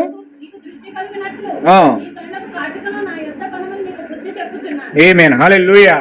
ఇప్పుడు లెటర్లో దేవుడు ఏం చేస్తున్నాడంటే లెటర్ ఇచ్చాడు, పాప క్షమాపణ పత్రం ఇచ్చాడు. ఇప్పుడు ఆ పాప క్షమాపణ పత్రంలో మనుషులు ఎలా ఉన్నారో చూపించాడు, ఏ విధమైన స్థితిలో ఎటువంటి కండిషన్లో ఉన్నారో, ఎటువంటి పాపంలో పడిపోయారో చూపించాడు. ఇప్పుడు ఆ పాపంలో నుంచి బయటికి రావాలంటే, వాళ్ళు విడుదల పొందుకోవాలంటే వారు బంగారము, వస్త్రాలు, కాటుక ఈ మూడు కొనుక్కోవాలట. దేవుడు ఏం చేస్తున్నాడు? వాటిని నీకు నాకు పంపించాడు. హల్లెలూయా. అందరూ ఆమేన్ చెప్తారా? ఆమేన్. హల్లెలూయా. బంగారము, వస్త్రాలు, కాటుక ఈ మూడు ఇచ్చాడు. ఈ మూడు ఇచ్చి దయచేసి మీరు పాపంలో పడిపోయారు, మీరు దరిద్రులు, మీరు దిగంబరులు, మీరు గుడ్డువారు, మీరు దౌర్భాగ్యులు, మీరు దిక్కుమాలిన వాళ్ళు కనుక మీరు దయచేసి అందులో బయటకు రావాలంటే ఇవో నా దగ్గర బంగారం ఉంది, నా దగ్గర వస్త్రాలు ఉన్నాయి, నా దగ్గర కాటుక ఉంది, మీ కళ్ళుకు రాసుకోండి, మీ వస్త్రాలు తొడుక్కోండి, మీ బంగారం పెట్టుకోండి, అప్పుడు మీరు మంచి వ్యక్తుల వలె పరిశుద్ధుల వలె మారుతారు అని దేవుడు చెప్తున్నాడు. హల్లెలూయా. ఇప్పుడు ఏమన్నాడు చూడండి అక్కడ, నేను ప్రేమించు వారందరినీ కూడా గద్దించి శిక్షించుచున్నాను గనుక నీవు ఆసక్తి కలిగి అదిగోండి. అంటే దేవుడు ఏమంటున్నాడంటే ఎవరినైతే ప్రేమిస్తున్నాడో ఎవరి మీద అయితే జాలి చూపిస్తున్నాడో, ఎవరి మీద అయితే దేవుడు ఎన్నుకున్నాడో, ఎవరినైతే దేవుడు ఎన్నుకున్నాడో, ఏర్పాటు చేసుకున్నాడో వారికి మాత్రమే విడుదల ఇస్తున్నాడు. హల్లెలూయా. రాష్ట్రపతి మొత్తం తప్పు చేసిన వాళ్ళందరికీ క్షమాభిక్ష పెట్టట్లేదండి. తప్పు చేసిన వాళ్ళందరికీ క్షమాభిక్ష పెట్టట్లేదు. జైల్లో ఉన్న వాళ్ళందరికీ క్షమాభిక్ష పెట్టట్లేదు రాష్ట్రపతి. కొంతమందిని ఎన్నుకుంటున్నాడు. ప్రతి సంవత్సరము ఆగస్టు 15 రోజున కొంతమందిని ఎన్నుకొని వాళ్ళ క్రమశిక్షణ రహిత సంఘం ఉంటుంది. వాళ్ళు ఇచ్చిన రిపోర్ట్ చెప్పున ఈ కుమారుడు హత్య చేసి వచ్చాడు, ఇతను ఇక్కడికి వచ్చిన తర్వాత తన జీవితాన్ని సరి చేసుకున్నాడు, పశ్చాత్తాపడుతున్నాడు, ఇంకెన్నడూ కూడా అలా జీవించకూడదని నిర్ణయించుకున్నాడు, కనుక ఇతని పట్ల మీరు సహృదయంతో ఆలోచించి మీరు క్షమాభిక్ష పెట్టవాలనని మీకు ఈ సంగతి రాయిచున్నానని చెప్పి ఈ జైలర్ ఏం చేస్తాడంటే వీరి తరపున ఆ రాష్ట్రపతికి విజ్ఞాపన పత్రాన్ని పంపిస్తాడు. హల్లెలూయా. ఈ జైలర్ 7వ దూత ఏం చేస్తాడంటే సంఘంలోకి వచ్చి సంఘంలో పాస్టర్ నీ కొరకు విజ్ఞాపన చేస్తాడు దేవుడికి. హల్లెలూయా. దేవుడు ఏం చేస్తున్నాడంటే నీకు సంఘానికి మధ్యలో ఒక మధ్యవర్తిని పెట్టాడు. ఆ మధ్యవర్తి పాస్టర్ అయి ఉన్నాడు, ఆ మధ్యవర్తి యాజకుడై ఉన్నాడు, ఆ మధ్యవర్తి ప్రవక్త అయి ఉన్నాడు. ఇప్పుడు ఈయన ఏం చేస్తున్నాడంటే విజ్ఞాపన చేస్తున్నాడు. ప్రభువా, ఈ వ్యక్తి పశ్చాత్తాపడుతున్నాడు, బలిపీఠం దగ్గర నీ వాక్యం విన్నాడు, నీ సంఘంలో వాక్యం విన్నాడు, అతను తప్పు తను తెలుసుకున్నాడు, ఇంకెప్పుడు లోకంలో జీవించకూడదని, శరీర సంబంధంగా జీవించకూడదని, పాపాలతో జీవించకూడదని, ఇతను దెయ్యాలతో సహవాసం చేయకూడదని, ఆ లోకంతో సహవాసం చేయకూడదని, ఇతను పశ్చాత్తాపడి దేవుని సన్నిధిలో బలిపీఠం దగ్గర పశ్చాత్తాపడుతున్నాడు, ఒప్పుకుంటున్నాడు. ప్రభువా, దయచేసి ఇతను క్షమించు, నీ యొక్క క్షమాపణ పత్రాన్ని అతని పైన తీసుకెళ్ళు, అతనికి క్షమాపణ దయచే ప్రభు అని నీ కొరకు ఒక పాస్టర్ ఏం చేస్తాడంటే దేవునికి విజ్ఞాపన చేస్తాడు. హల్లెలూయా. ఇప్పుడు విజ్ఞాపన చేసినప్పుడు దేవుడు ఏం చేస్తాడంటే ఆ విజ్ఞాపన విన్న దేవుడు, ఆ రాష్ట్రపతి, ఆ సర్వోన్నతమైన న్యాయాధికారి ఆయన ఏం చేస్తాడంటే ఈ యొక్క జైలర్కు ఒక లెటర్ రాస్తాడు. హల్లెలూయా. ఆ వ్యక్తిని విడిపించు, ఆ వ్యక్తికి బంగారం ఇయ్యి, ఆ వ్యక్తికి కాటుకి ఇయ్యి, ఆ వ్యక్తికి వస్త్రాన్ని ఇయ్యి, ఇదిగో అతని పరిస్థితి ఇలా ఉన్నది, అతను దిక్కుమాలినిగా ఉన్నాడు, దిక్కు మొక్కు లేదు, బంగారం అతనికి ఇయ్యి. బంగారం అనగా దైవత్వము, దైవత్వం అనగా తండ్రి, ఆ తండ్రి యొక్క దైవత్వాన్ని నీకు అతనికి ఇస్తున్నాను, దిక్కుగా ఉన్న నేను తండ్రిగా అతను ఉండబోతున్నాను. హల్లెలూయా. ఇది అతను దరిద్రుడిగా ఉన్నాడు, వస్త్రాలు లేవు అతనికి, దిగంబరుడిగా ఉన్నాడు, ఇది వస్త్రాలు తీసుకెళ్ళి అతనికి తొడుగు. హల్లెలూయా. అతను గుడ్డువాడై ఉన్నాడు, ఇదిగో కాటు కట్టుకెళ్ళి అతనికి రాయి, కళ్ళు పొరలు రాలి అతని మనోనేత్రాలు వెలిగించబడి అతను ఏం చేస్తాడంటే కళ్ళుతో ఆత్మ సంబంధమైన కళ్ళు తెరుచుకుంటాయి. హల్లెలూయా. ఆత్మ సంబంధమైన కళ్ళు తెరుస్తున్నాడు, వస్త్రాలు ఇస్తున్నాడు, తండ్రిగా అతను వస్తున్నాడు, ఒక దైవత్వం తీసుకొస్తా ఉన్నాడు. హల్లెలూయా. ఇదిగో నేను అతను తండ్రిగా ఉండబోతున్నాను, నేను అతను దైవత్వం ఇవ్వబోతా ఉన్నాను, అతనికి దిక్కు చూపించబోతున్నాను, అతని గురి నేనై ఉండాలి, నేనే అతని గురై ఉండాలి. హల్లెలూయా. మనం పాడతాం కదా, గురి యొద్దకే పరుగిడి చుంటిని యేసుని పొందాలని. ఎక్కడికండి? యేసుని పొందుకోవాలని. ఎక్కడ యేసు ఉన్నాడు? ఆ గురి ఎటువైపు ఉంది? యేసు వైపే గురి ఉంది. పౌలు చెప్తున్నాడు నేను గురి యొద్దకే పరుగెడుతున్నానని. ఏంటి ఆ గురి? ప్రభువైన యేసుక్రీస్తు యొక్క పరిశుద్ధాత్మ అయినది. పరిశుద్ధాత్మ మన గురి. ఇప్పుడు ఆ గురి దైవత్వమైనది. ఇప్పుడు ఆ దైవత్వం ఏంటంటే బంగారమైనది. ఇదిగో బంగారం, ఇదిగో వస్త్రాలు, ఇదిగో కాటుగా, అతని కళ్ళుకు రాయి, మనోనేత్రాలు తెరవబడతాయి. ఇదిగో వస్త్రాలు, వస్త్రాలు అనగా క్రియలు. ఏంటంటే అయ్యి పరిశుద్ధమైన క్రియలు. ఇగో తీసుకో. ఆ క్రియలు అతను తీసుకుంటాడు, వాక్యానుసారమైన క్రియలు చేస్తాడు, యేసుక్రీస్తును బాప్తిజం పొందుకుంటాడు, ప్రభురాత్రి భోజనం చేస్తాడు, పాద పరిచర్య చేస్తాడు, క్రొత్త జన్మ పొందుకుంటాడు, పరిశుద్ధాత్మ బాప్తిజం పొందుకుంటాడు, దేవుని యొక్క క్రియలు అతను చేస్తాడు. హల్లెలూయా. ఆ నెక్స్ట్ ఆ క్రియలు చేసిన పిదప అతను కన్నులు మనోనేత్రాలు వెలిగించబడతాయి. కళ్ళు ఎవరు? లాస్ట్ వీక్లో చెప్పాను. కళ్ళు అనగా ప్రవక్త అయి ఉన్నాడు, మనోనేత్రాలు అనగా ప్రవక్త అయి ఉన్నాడు. నీ కళ్ళు స్పష్టంగా కనపడుతున్నాయంటే ప్రవక్త ద్వారా చూసినప్పుడే ఆత్మ సంబంధమైన కళ్ళు తెరవబడతాయి. హల్లెలూయా. అంటే 7వ దూత ద్వారా నీకు ఎప్పుడైతే లెటర్ అందిందో, క్షమాపణ పత్రం అందిందో, అప్పుడు నీకు వస్త్రాలు వస్తున్నాయి, బంగారం వస్తా ఉంది, కాటుకు వస్తా ఉంది. హల్లెలూయా. క్షమాపణ నీకు 3 విధాలుగా వస్తా ఉంది. ఆ క్షమాపణ పత్రం నీకు 3 రకాలుగా వస్తుంది. కాటుకు రూపంలో, బంగారం రూపంలో, వస్త్రాల రూపంలో. ఆ యొక్క వస్త్రం నీ అందుకు వస్తావు. ఎప్పుడైతే ఆ క్షమాపణ పత్రాన్ని పొందుకున్నావో, ఆ జైలర్ దగ్గరికి వెళ్ళావో, ఆ పాస్టర్ దగ్గరికి వెళ్ళావో, ఆ వర్తమానం దగ్గరికి వెళ్ళావో, అప్పుడు నీ వస్త్రాలు పొందుకొని, బంగారం పొందుకొని, కాటుక పొందుకొని, అప్పుడు ఏం చేస్తావంటే నీలోనికి దైవ చిత్తానుసారమైన మారు మనసు వస్తావు. హల్లెలూయా. దైవ చిత్తానుసారమైన మారు మనసు వచ్చినప్పుడు ఏం జరుగుతుంది చూద్దాం అక్కడ. ఇదిగో ఓ ఓ హల్లెలూయా. ఇదిగో నేను తలుపు వద్ద నుండి తట్టుచున్నాను, ఎవడైనా నా స్వరం విని తలుపు తీస్తే. వచ్చేసాడు అక్కడికి. నువ్వు ఎప్పుడైతే బంగారం పొందుకున్నావో, వస్త్రం పొందుకున్నావో, కాటుకు పొందుకున్నావో, నీ హృదయం అనే ద్వారం దగ్గరికి దేవుడు వచ్చేసాడు. హల్లెలూయా. ఎప్పుడైతే బంగారం పొందుకున్నావో, ఎప్పుడైతే దైవం ఆ యొక్క పరిశుద్ధాత్మ పొందుకున్నావో, దైవత్వం, ఎప్పుడైతే వస్త్రాల క్రియలు పొందుకున్నావో, ఎప్పుడైతే కాటుక మనోనేత్రాలు పొందుకున్నావో, అప్పుడు దేవుణ్ణి చూసి నీ హృదయం అనే ద్వారం దగ్గర ఆయన ఉన్నాడని నువ్వు చూస్తావు. ద్వారం దగ్గర ఉండడమే కాదు, ఆయన స్వరం కూడా నువ్వు వింటావు. హల్లెలూయా. దేవుని స్వరం వినాలంటే అంత తేలిక కాదండి. మాట్లాడితే దేవుడి స్వరం ఏమో డైరెక్ట్గా వచ్చి నీ గొంతులో పడిపోదు, నీ హృదయంలో పడిపోదు. దేవుని స్వరం నీ హృదయంలోకి రావాలంటే దానికి ముందుగా నువ్వు బంగారం పొందుకోవాలి, దానికి ముందుగా నువ్వు వస్త్రం పొందుకోవాలి, దానికి ముందుగా నువ్వు కాటుక పొందుకోవాలి. ఈ 3 పదార్థాలు ఎప్పుడైతే నువ్వు పొందుకుంటావో అప్పుడు నీవు దేవుడు ద్వారం దగ్గర ఉన్నాడో, హృదయంలో ఉన్నాడన్న సంగతి గుర్తిస్తావు. హల్లెలూయా. నువ్వు ద్వారం దగ్గర దేవుడు ఉన్నాడనే సంగతి మాత్రమే కాదు కానీ ఆయన మాట్లాడే మెల్లని స్వరాన్ని కూడా నువ్వు వింటావు. అప్పుడు ఏం చేస్తాడు తెలుసా? స్వరం విన్న మరుక్షణమే అక్కడ దేవుడు మాట్లాడుతున్నాడు, నీకు ఆత్మ సంబంధమైన ఆహారాన్ని పెడతాడు దేవుడు. ఏం పెడతాడండి?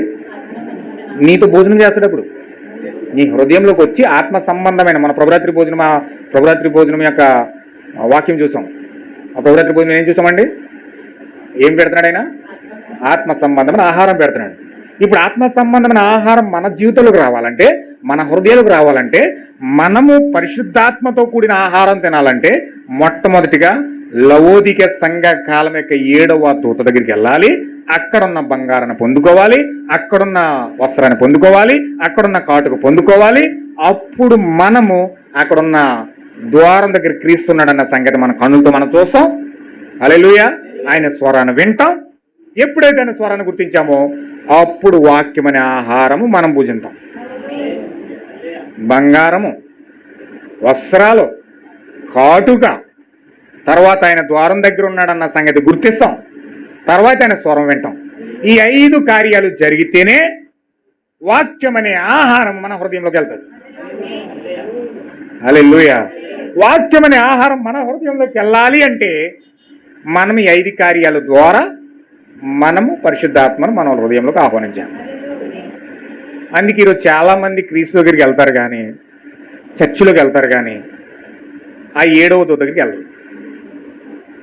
ఆ 7వ దూతను సమీపించరు. 7వ దూతను కోల్పోవడం వల్ల, 7వ దూతను సమీపించలేకపోవడం కారణం చేత వీళ్ళు బంగారం కోల్పోయారు, వస్త్రాలు కోల్పోయారు, కాటుక కోల్పోయారు.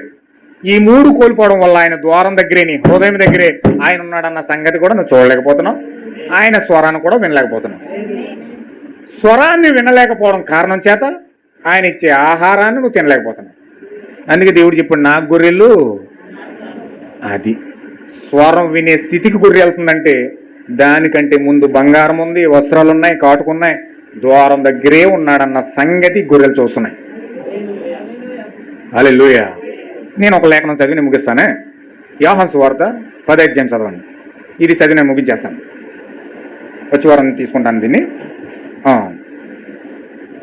ఆ లేఖనం చాలా జాగ్రత్తగా మీరు వినండి. నేను బోధించేది ప్రతి కూడా ఒక సీరియల్గా బోధిస్తున్నాను. మీరు అన్నీ కూడా చక్కగా నెక్స్ట్ వింటే ఆ సీరియల్ మీకు అర్థమవుతుంది.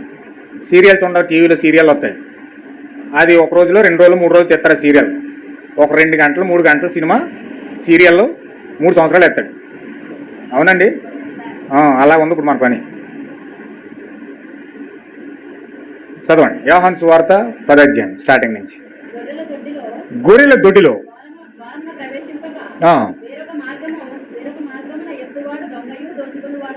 ఉన్నాడు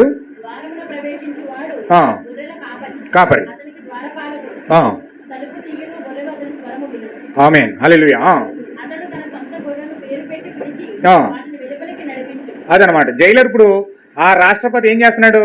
పలానా పేరు రాసి ఆ పేరు గల వ్యక్తికే క్షమాపణ ఇవ్వండి, అతన్ని మాత్రమే విడుదల చేయండి, అతని డ్రెస్ కోడ్ నెంబరు, అతని పైన పడ్డ కేసులు, పడిన శిక్ష, ఇవన్నీ కూడా అందులో మెన్షన్ చేసి దీనంతటినీ కూడా రద్దు చేసినట్లుగా సిఫారసు జారీ చేసి ముద్ర వేసి సంతకం పెట్టి రాష్ట్రపతి ఇస్తాడు. హల్లెలూయా. పేరు చెప్పి వస్తుందా లెటరు? పేరు చెప్పకుండా వస్తుందా? సేమ్ మన ప్రధాన కాపరి ప్రభువైన యేసుక్రీస్తు కూడా నీ ఆత్మ సంబంధమైన పేరును కూడా ప్రస్తావించి, దేవుడు నా గొర్రెలు నా స్వరం వింటాయి, నేను ఏ గొర్రెనైతే ఎన్నుకున్నానో ఏర్పాటు చేసుకున్నానో ఆ గొర్రె నా దొడ్లోకి వస్తుంది, నా స్థలంలో నిలబడుతుంది అని పేరు పెట్టి దేవుడు ఏం చేస్తున్నాడు? లెటర్ రాస్తున్నాడు. చదవండి. మరియు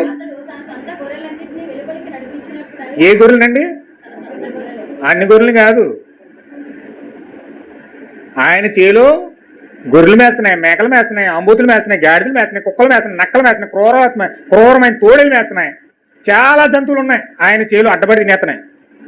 ఈ ప్రపంచంలో అనేక మంది ప్రజలు, అలాంటి ప్రజలు, క్రూరమైన వ్యక్తులు, గాడిదలు, కుక్కలు, నక్కలు, పందులు, గేదెలు, ఆవులు ఎన్నో ఉన్నాయి. ఇవన్నీ మనుషుల స్వభావాలు సుమా. చాలా మంది మనుషులు అలా ఉన్నారు ప్రపంచంలో, ఆయన చేలో పడి తింటున్నాయి. కానీ దేవుడు తాను ఎన్నుకున్న ఏర్పాటు చేసుకున్న సొంత గొర్రెలు మాత్రమే దొడ్డిలోకి పిలుస్తున్నాడు. హల్లెలూయా. వెలుపలికి నడిపించినప్పుడల్లా అది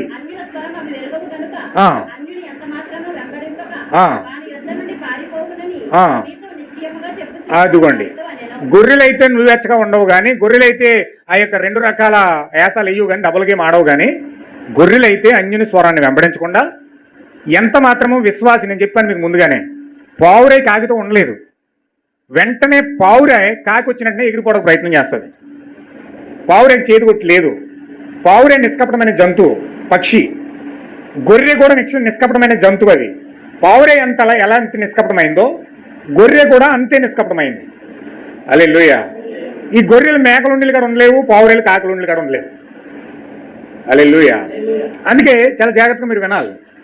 గొర్రె అయితే ఖచ్చితంగా ఆ యొక్క పాపము, సమస్య, వ్యాధి, బాధ, పాపం ఎక్కడైతే ఎక్కువ అవుతుందో అక్కడి నుంచి పారిపోతాయి. అక్కడ ఉండడానికి ఇష్టపడవు. పాపంతో నువ్వు ఏకీభవిస్తున్నావు అంటే నువ్వు తేడా. పాపంతో నువ్వు ఏకీభవిస్తున్నావు అంటే, పాపం చేయడానికి పరిగెడుతున్నావు అంటే నువ్వు తేడా. శాపం నీలో ఉంది కాబట్టి పరిగెడుతున్నావు, పాపం నీలో ఉంది కాబట్టి దాని వైపు పరిగెడుతున్నావు. పావురైతే నువ్వు పరిగెట్టవు సుమా, నువ్వు వెళ్ళడానికి కూడా ఇష్టపడవు. హల్లెలూయా. అందుచేత ఖచ్చితంగా దేవుడు చెప్తున్నాడు ఇక్కడ, నా సొంత గొర్రెలను పేరు పెట్టి నేను దొడ్లోకి పిలుస్తున్నాను. అందుకే ఈ ప్రపంచంలో దేవుడు ఎన్నుకొని పేరు పెట్టి మరీ ఈ వర్తమానంలో దేవుడు పిలుస్తున్నాడు. అందరినీ పిలవట్లేదండి. క్రైస్తవులు, చర్చికి వెళ్ళిన వాళ్ళు అందరూ వచ్చేది వర్తమానంలో కంటే దేవుడు అందరూ వచ్చేది. ఈ వర్తమానంలోకి 2, 3, 4, 10 మంది ఉంటున్నారు. ఎందుకు అనుకున్నారు? అందరిని పిలిస్తే అందరూ వచ్చేది దేవుడు. నేను ఆకర్షించకుండా ఎవడో నా ఎద్దుకు రాడన్నాడు ఆయన. అన్నాడండి. ఆయన దగ్గర రావాలని ముందు ఆయన ఆకర్షించుకోవాలి. మనుషుల ఆకర్షణ పనిచేయదు, దేవుడు ఆకర్షించాలి. వాక్యం దగ్గర రావాలంటే దేవుడు ఆకర్షణగా ఉండాలి. హల్లెలూయా. అందుకే కాలమేక ప్రవక్త విలియం బ్రహ్మం బోధించాడు. ఆ పర్వతం పైన ఆకర్షణ ఏమిటన్నాడు. ఆ పర్వతం ఏంటంటే వాక్యం. వాక్యం దగ్గర రావాలంటే ఆకర్షణ వాక్యమై ఉంది, ప్రత్యక్షపరచబడిన వాక్యమై ఉన్నది. ఇప్పుడు ఆ వాక్యం ఆకర్షిస్తేనే ఒక వ్యక్తి వస్తాడు. హల్లెలూయా. దేవుని నాకు మహిమ కలుగును గాక. చదవండి.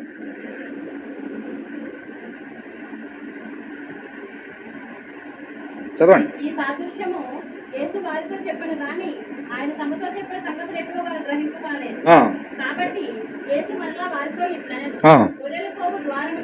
ద్వారం ఎవరు? ఆయనే. దోచుకుని వారు దొంగలై ఉన్నారు. నేనే ద్వారమును.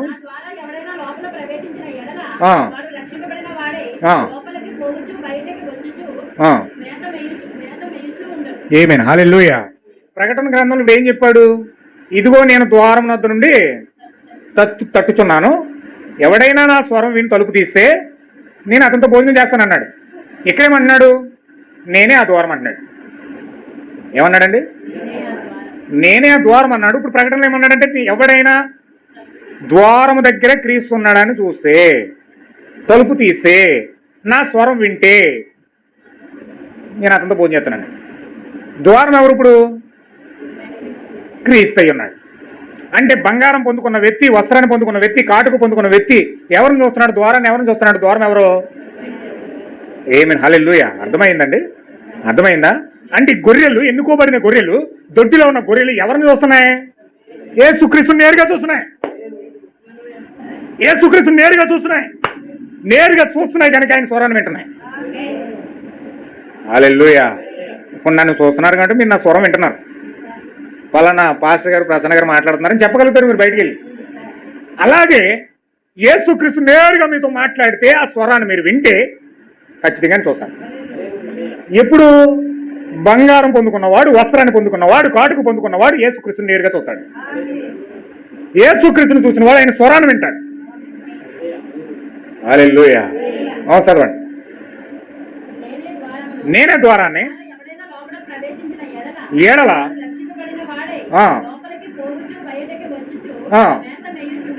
ఆమేన్. హల్లెలూయా. ఆయన ఏం చెప్పాడు? ఎవడైనా నా స్వరం విని తలుపు తీస్తే నేను అతనితో భోంచేస్తానన్నాడు. ఇక్కడేమంటున్నాడు? లోనకి బయటికి వెళ్తా. గొర్రెలు ఏం చేస్తాయి? మేత ఏంటి? గొర్రెల ఆహారం ఏంటి? వాక్యం. ఆయన పెట్టే ఆహారం ఏంటి? వాక్యము. ఇప్పుడు ఆ వాక్యము గొర్రెలు మేస్తున్నాయి. హల్లెలూయా. అంటే గొర్రెల యొక్క ఆహారం ఏంటంటే వాక్యమై ఉన్నది. ఆ వాక్యాన్ని గొర్రెల్లోనకి బయటికి వెళ్ళి సంతోషంగా భోజనం చేస్తున్నాయి. అదే చెప్పాడు యేసుక్రీస్తు ప్రకటన గ్రంథంలో. మీరు మారు మనసు పొంది నా వైపు తిరిగితే, బంగారం పొందుకుంటే, కాటుకు పొందుకుంటే, వస్త్రాలు పొందుకుంటే ద్వారాన్ని గుర్తిస్తారు. ఆ ద్వారం నేనే. ఆ యొక్క ద్వారాన్ని చూసిన వెంటనే నాలో నుంచి వచ్చిన స్వరాన్ని మీరు వింటారు. ఎప్పుడైతే నా స్వరాన్ని గుర్తించారో అప్పుడు నేను వాళ్ళకి ఆహారం పెడతాను. హల్లెలూయా. ఆ ఆహారం ఎప్పుడైతే మీరు తింటున్నారో అప్పుడు మీరు జీవిస్తారు. హల్లెలూయా. ఎంతమందికి అర్థమైందన్నమాట? హల్లెలూయా. చాలా అద్భుతంగా చెప్పాడు ఇవాళ మా వాక్యం దేవుడు. ఎంతమందికి అర్థమైందండి? అందుకే మనము చివరి కాలం లవోదిక సంఘకాలంలో ఉన్నాం. ఈ లవోదిక సంఘకాలం దేవుడు ఒక లెటర్ రాశాడు. ఆయన 7వ దూత. 7వ దూతకు దేవుడు రాసిన లెటర్లో ఏముందంటే, మనుషులు పాపంలో ఎలా పడిపోయారో, చీకట్లో పాపంలో ఉన్నారో, దేవునిలోనే ఉన్నారు, దెయ్యంలోనే ఉన్నారు. హల్లెలూయా. ఎగ్జాంపుల్ మీకు చెప్తాను చూడండి. ఎలాగంటే లవోదిక సంఘకాలం అంటే ఎగ్జాంపుల్ మీకు చెప్తాను చూడండి. ఒక రాజకీయ నాయకుడు వచ్చాడు అనుకోండి, ఎలక్షన్ టైంలో తెలుగుదేశం నుంచి వచ్చాడు ఒక ఆయన. మాకు ఓటేయండి అన్నాడు. నువ్వేమంటావు? నేను నీకు ఓటేయనని చెప్తావా? మా ఓటు మీకేనండి అంటావు. ఆడు 1000 రూపాయలు ఇస్తాడు, జోబులెట్టేస్తా. తర్వాత కాంగ్రెస్ వెళ్తాడు, మాకు ఓటేయండి అంటాడు. ఓటేనంటావా? అయ్యో అతను మాట ఇచ్చేసి 1000 రూపాయలు తీసుకున్నాను నేను, నీకు ఓటేనంటావా? అలాగను. అబ్బాబ్బే మా ఓటు మీకేనండి అంటావు.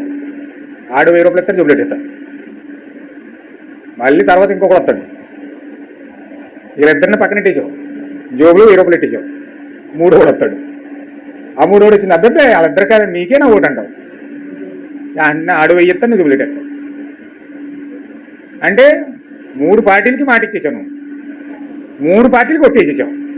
3 పార్టీలకి డబ్బులు తీసి జోబులెట్టేసావు. అందుకే ఏ పార్టీకి వేస్తావు నీకు కూడా తెలియదు.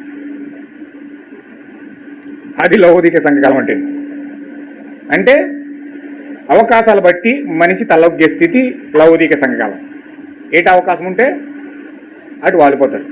చెట్టు ఎటువైపు ఉరిగితే అటువైపే పడిపోతుంది అన్నట్లుగా ఈ చివరి కాలంలో ఉన్న ప్రజలు అవకాశాల వైపు మారిపోయే కాలం ఇది. అక్కడ బంధుత్వం కాదు, అక్కడ ప్రేమ కాదు, అక్కడ ఏ సమాధానం కాదు, అక్కడ దేవుడు కాదు, ఏమి కాదు. కేవలం మనిషి నైతిక స్థితి ఎలా ఉంటుందంటే, ఎటు మంచిగా ఉంటే ఎటు అవకాశం ఉంటే అటు దూకేస్తారు. అది భార్య అయినా, అటు భర్త అయినా, అటు చెల్లె తల్లి అయినా, అటు కొడుకు అయినా, అటు చెల్లి అయినా, తండ్రి అయినా, అన్నయ్య అయినా, బంధువు అయినా, ఎవరైనా సరే ఈ చివరి కాలంలో మనుషులు ప్రవర్తించే తీరు ఆ విధంగా ఉంటుంది. హల్లెలూయా. ఈ కాలం బంధుత్వాలు కలిపోయే కాలం కాదు. భర్తను బట్టి భార్య నమ్మకంగా ఉండే కాలం కాదు. భార్యను బట్టి భర్త నమ్మకంగా ఉండే కాలం కాదు. ఎవరి స్వార్థం వాళ్ళది. ఎంతమందికి అర్థమైందండి? లెటర్ కరెక్ట్గా ఉందా లేదా? ఈ కాలంలో మనుషులు పరిశీలించండి, మనుషులు చెక్ చేయండి, వాళ్ళ లోపలికి వెళ్ళి చూడండి. ఎవరి స్వార్థం వాళ్ళే. అక్కడ బంధుత్వాలు పనిచేయవు, బంధాలు పనిచేయవు, భార్యాభర్తల కాపురాలు కూడా పనిచేయవు, అన్నాదుమ్ముల సంబంధాలు కూడా పనికిరావు. ఏవి కూడా తేడా వస్తే చెల్లినైనా చంపేస్తున్నాడు, తెల్ల వస్తే అన్ననైనా చంపేస్తున్నాడు, తేడా వస్తే భర్తనైనా చంపేస్తున్నాడు, తేడా వస్తే భార్యనైనా చంపేస్తున్నాడు, తండ్రినైనా చంపేస్తున్నాడు, తల్లినైనా చంపేస్తున్నాడు. ఏదైనా సరే అవకాశవాదం. అంటున్నారా? అది లౌకిక సంఘకాలం అంటే. వాళ్ళు మంచిగా ఉన్నని చెప్పి మంచి, తేడా వస్తే ఏదైనా తెగతింపులే. సహోదరి లేదు, సహోదరులు లేదు. వాళ్ళకి మంచి జరిగితే మంచి, చెడు జరిగితే చెడు. వాళ్ళకి కావాల్సింది తీసుకుని తిట్టే మంచిగా ఉంటారు, కావాల్సింది ఇవ్వకపోతే తిరగబడతారు. ఈ లౌకిక సంఘ కాలం యొక్క ప్రస్తుత పరిస్థితి అన్నమాట. దేవుడు కరెక్ట్గా రాశాడని లెటరు. మనుషుల మైండ్ సెట్ ఎలా ఉందంటే ఇప్పుడు అలా ఉంది. నిజాయితీ లేదు, నీతి లేదు, యథార్థత లేదు, ఇలా నిలబడాలనే పట్టుదల లేదు. హల్లెలూయా. ఎక్కడ వేయవలసిన గొడుగు అక్కడ వేసేస్తారు, ఎక్కడ వేయవలసిన రంగు ఓసరవెల్లి అంటారు చూసారా. ఓసరవెల్లి ఏంటంటే ఎలా వేసరవెల్లి అంటే ఎందుకు వచ్చిందో తెలుసండి. అది గోడ ఎక్కిందనుకోండి, ఆటోమేటిక్గా గోడ కలర్లో కలిపి మారిపోతుంది. ఆ రెడ్ కలర్ మీద ఆ రెడ్ కలర్ ఎక్కిందనుకోండి, అప్పుడు దాకా ఈ కలర్లో ఉన్న ఓసరవెల్లి రెడ్ కలర్ మీదకి వెళ్ళినప్పుడు ఆటోమేటిక్గా అది కూడా రెడ్గా మారిపోద్ది. మళ్ళీ గ్రీన్ కలర్ మీదకి వెళ్ళింది అనుకోండి, ఆటోమేటిక్గా అది కూడా గ్రీన్ కలర్ అయిపోద్ది. అంటే ఓసరు వెళ్ళి ఏ స్థితిలోకి వెళ్తే ఆ కండిషన్లోకి మారిపోద్ది అనమాట. అది లౌకిక సంఘాలం అంటే. అంటే ఈరోజు మనుషుల యొక్క స్వభావాలు అలా ఉన్నాయి. మనుషుల్లో నీతి లేదండి, యథార్థత లేదు, ఏ కోసన్న కూడా లేదండి, నిలబడే తత్వాలు లేవు, ప్రేమ లేదు. అక్రమం విస్తరించడం చేత ప్రేమ చల్లారిపోద్ది.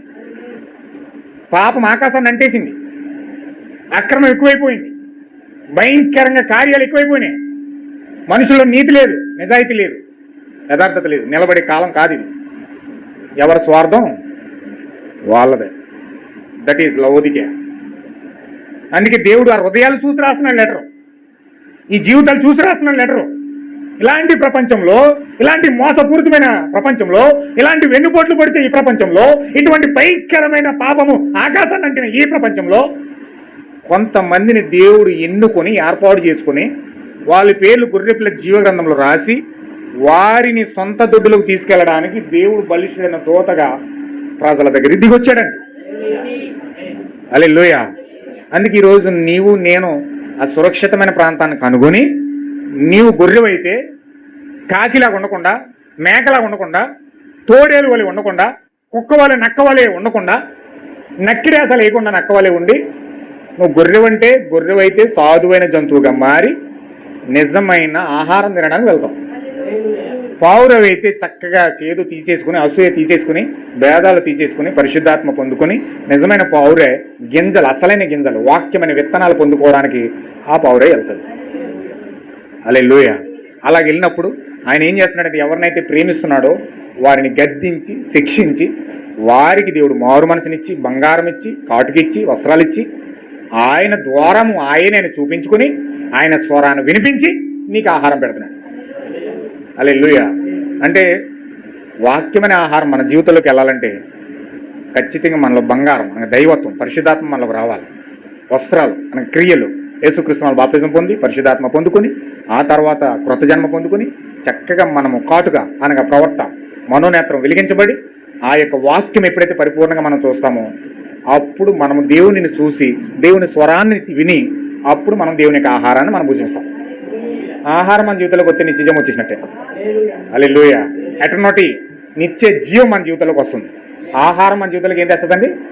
నిత్య జీవం తెస్తుంది. అంటే మనం మరణం లేని జీవితాన్ని పొందుకోవాలంటే, ఎటర్నిటీలోనికి వెళ్ళిపోవాలంటే, నిత్యత్వంలోకి వెళ్ళిపోవాలంటే ఆహారం మనలోకి రావాలి. ఆహారం మనలోకి రావాలంటే మనం క్రీస్తుని చూడాలి, క్రీస్తు స్వరం వినాలి, బంగారం పొందుకోవాలి, వస్త్రాన్ని పొందుకోవాలి, కాటుకు పొందుకోవాలి. అప్పుడు మనం నిజమైన ఆహారాన్ని మనం భుజిస్తాం. హల్లెలూయా. అందుకే నేనిచ్చే ఆహారం మీకు పానమును ఆహారం నై ఉన్నది. నేనిచ్చే ఆహారం మీరు తింటే మీరెన్నప్పుడు ఆకలి కొనరు, నేనిచ్చే నీళ్లు త్రాగితే మీరెన్నడూ దప్పికొనరన్నాడు. అంటే ఇంకా మీకు దాహమేదు, పాపం విషయంలో దాహమేదు, ఆకలి కూడా ఇది. ఇప్పుడు మనుషులకి ఏముందని పాపమే ఆకలి. ఎప్పుడు పాపం చేద్దామా, ఎప్పుడు పాపం చేద్దామా, ఆకలి. ఎప్పుడు కార్యాలు చేద్దామా, ఎప్పుడు లోకంతో తిరుగుదామా, ఎప్పుడు సినిమాకి వెళ్దామా, ఎప్పుడు పేకాడికి వెళ్దామా, ఎప్పుడు అది చేద్దామా, ఎప్పుడు ఇది చేద్దామని ఆకలితో తిరుగుతున్నారు. పాపం యొక్క ఆకలితో తిరుగుతున్నారు. పాపం యొక్క దాహం, పాపం యొక్క దాహం, పాపం యొక్క ఆకలితో తిరుగుతున్నారు మనుషులు. ఎవరిని మింగేద్దామా? ఆకలి. చిన్న చిన్న పిల్లల్ని కూడా మానభంగాలు చంపేస్తున్నారు. ఆకలి. చిన్న చిన్న పిల్లల్ని కూడా చంపేస్తున్నారండి. ఏం చేశారు వాళ్ళు? చిన్న చిన్న పిల్లల్ని 10 సంవత్సరాల పిల్లల్ని, 8 సంవత్సరాల పిల్లల్ని, 60 సంవత్సరాల ముసలోళ్ళు రేప్ చేసి చంపేస్తున్నారు. ఆకలి. పాపమే ఆకలి. చూడండి, ఏ పేపర్ చూసినా అదే న్యూస్, ఏ టీవీ చూసినా అదే న్యూస్, ఏ వార్త అదే న్యూస్. ఎక్కడ పడితే అక్కడ యాక్సిడెంట్లు, ఎక్కడ పడితే అక్కడ భయంకరంగా జరుగుతున్నాయి. ఏంటది? ఆకలి. మనిషి సందలాడితే కుర్రోళ్ళు బీరుగాలెట్టిని ఏదో మూలకి వెళ్ళిపోయి తాగేసి తిరిగేసి ఏ మూలను చూసినా కాయలే, ఏ మూలను చూసినా పాపమే, ఏ మూలను చూసినా భయంకరమైన కార్యాలే. ఎందుకు? ఆకలి, దాహం. పాపం యొక్క ఆకలితో మనిషి బతుకుతున్నాడు. పాపం యొక్క దాహంతో మనిషి పరిగెడుతున్నాడు. హల్లెలూయా. కానీ ఎప్పుడైతే నిజమైన ఆహారం తింటాడో ఇంకా ఆకలి ఉండదు, నిజమైన నీళ్లు తాగుతాడో ఇక దాహం ఉండదు. అలా వెళ్ళాలంటే మనం బంగారం, దైవత్వం పొందుకోవాలి, వస్త్రాలు పొందుకోవాలి, కాటుకు పొందుకోవాలి, ఆయన ద్వారంలో ప్రవేశించాలి, ఆయనే ద్వారం చూడాలి, ఆయన స్వరం వినాలి. అప్పుడు మనము ఆయన ఇచ్చే ఆహారాన్ని మనం భుజించి నిజమైన నిత్యత్వంలోనికి మనం ప్రవేశిస్తాం. హల్లెలూయా. అటువంటి జీవితంలోకి మనం ప్రవేశించాలని మనం ప్రభువుని కోరుకుందాం, ప్రార్థిద్దాం, ఎదురు చూద్దాం. దేవుడు మనందరిని కూడా దీవించును గాక. ఆమేన్. ప్రార్థించేద్దాం.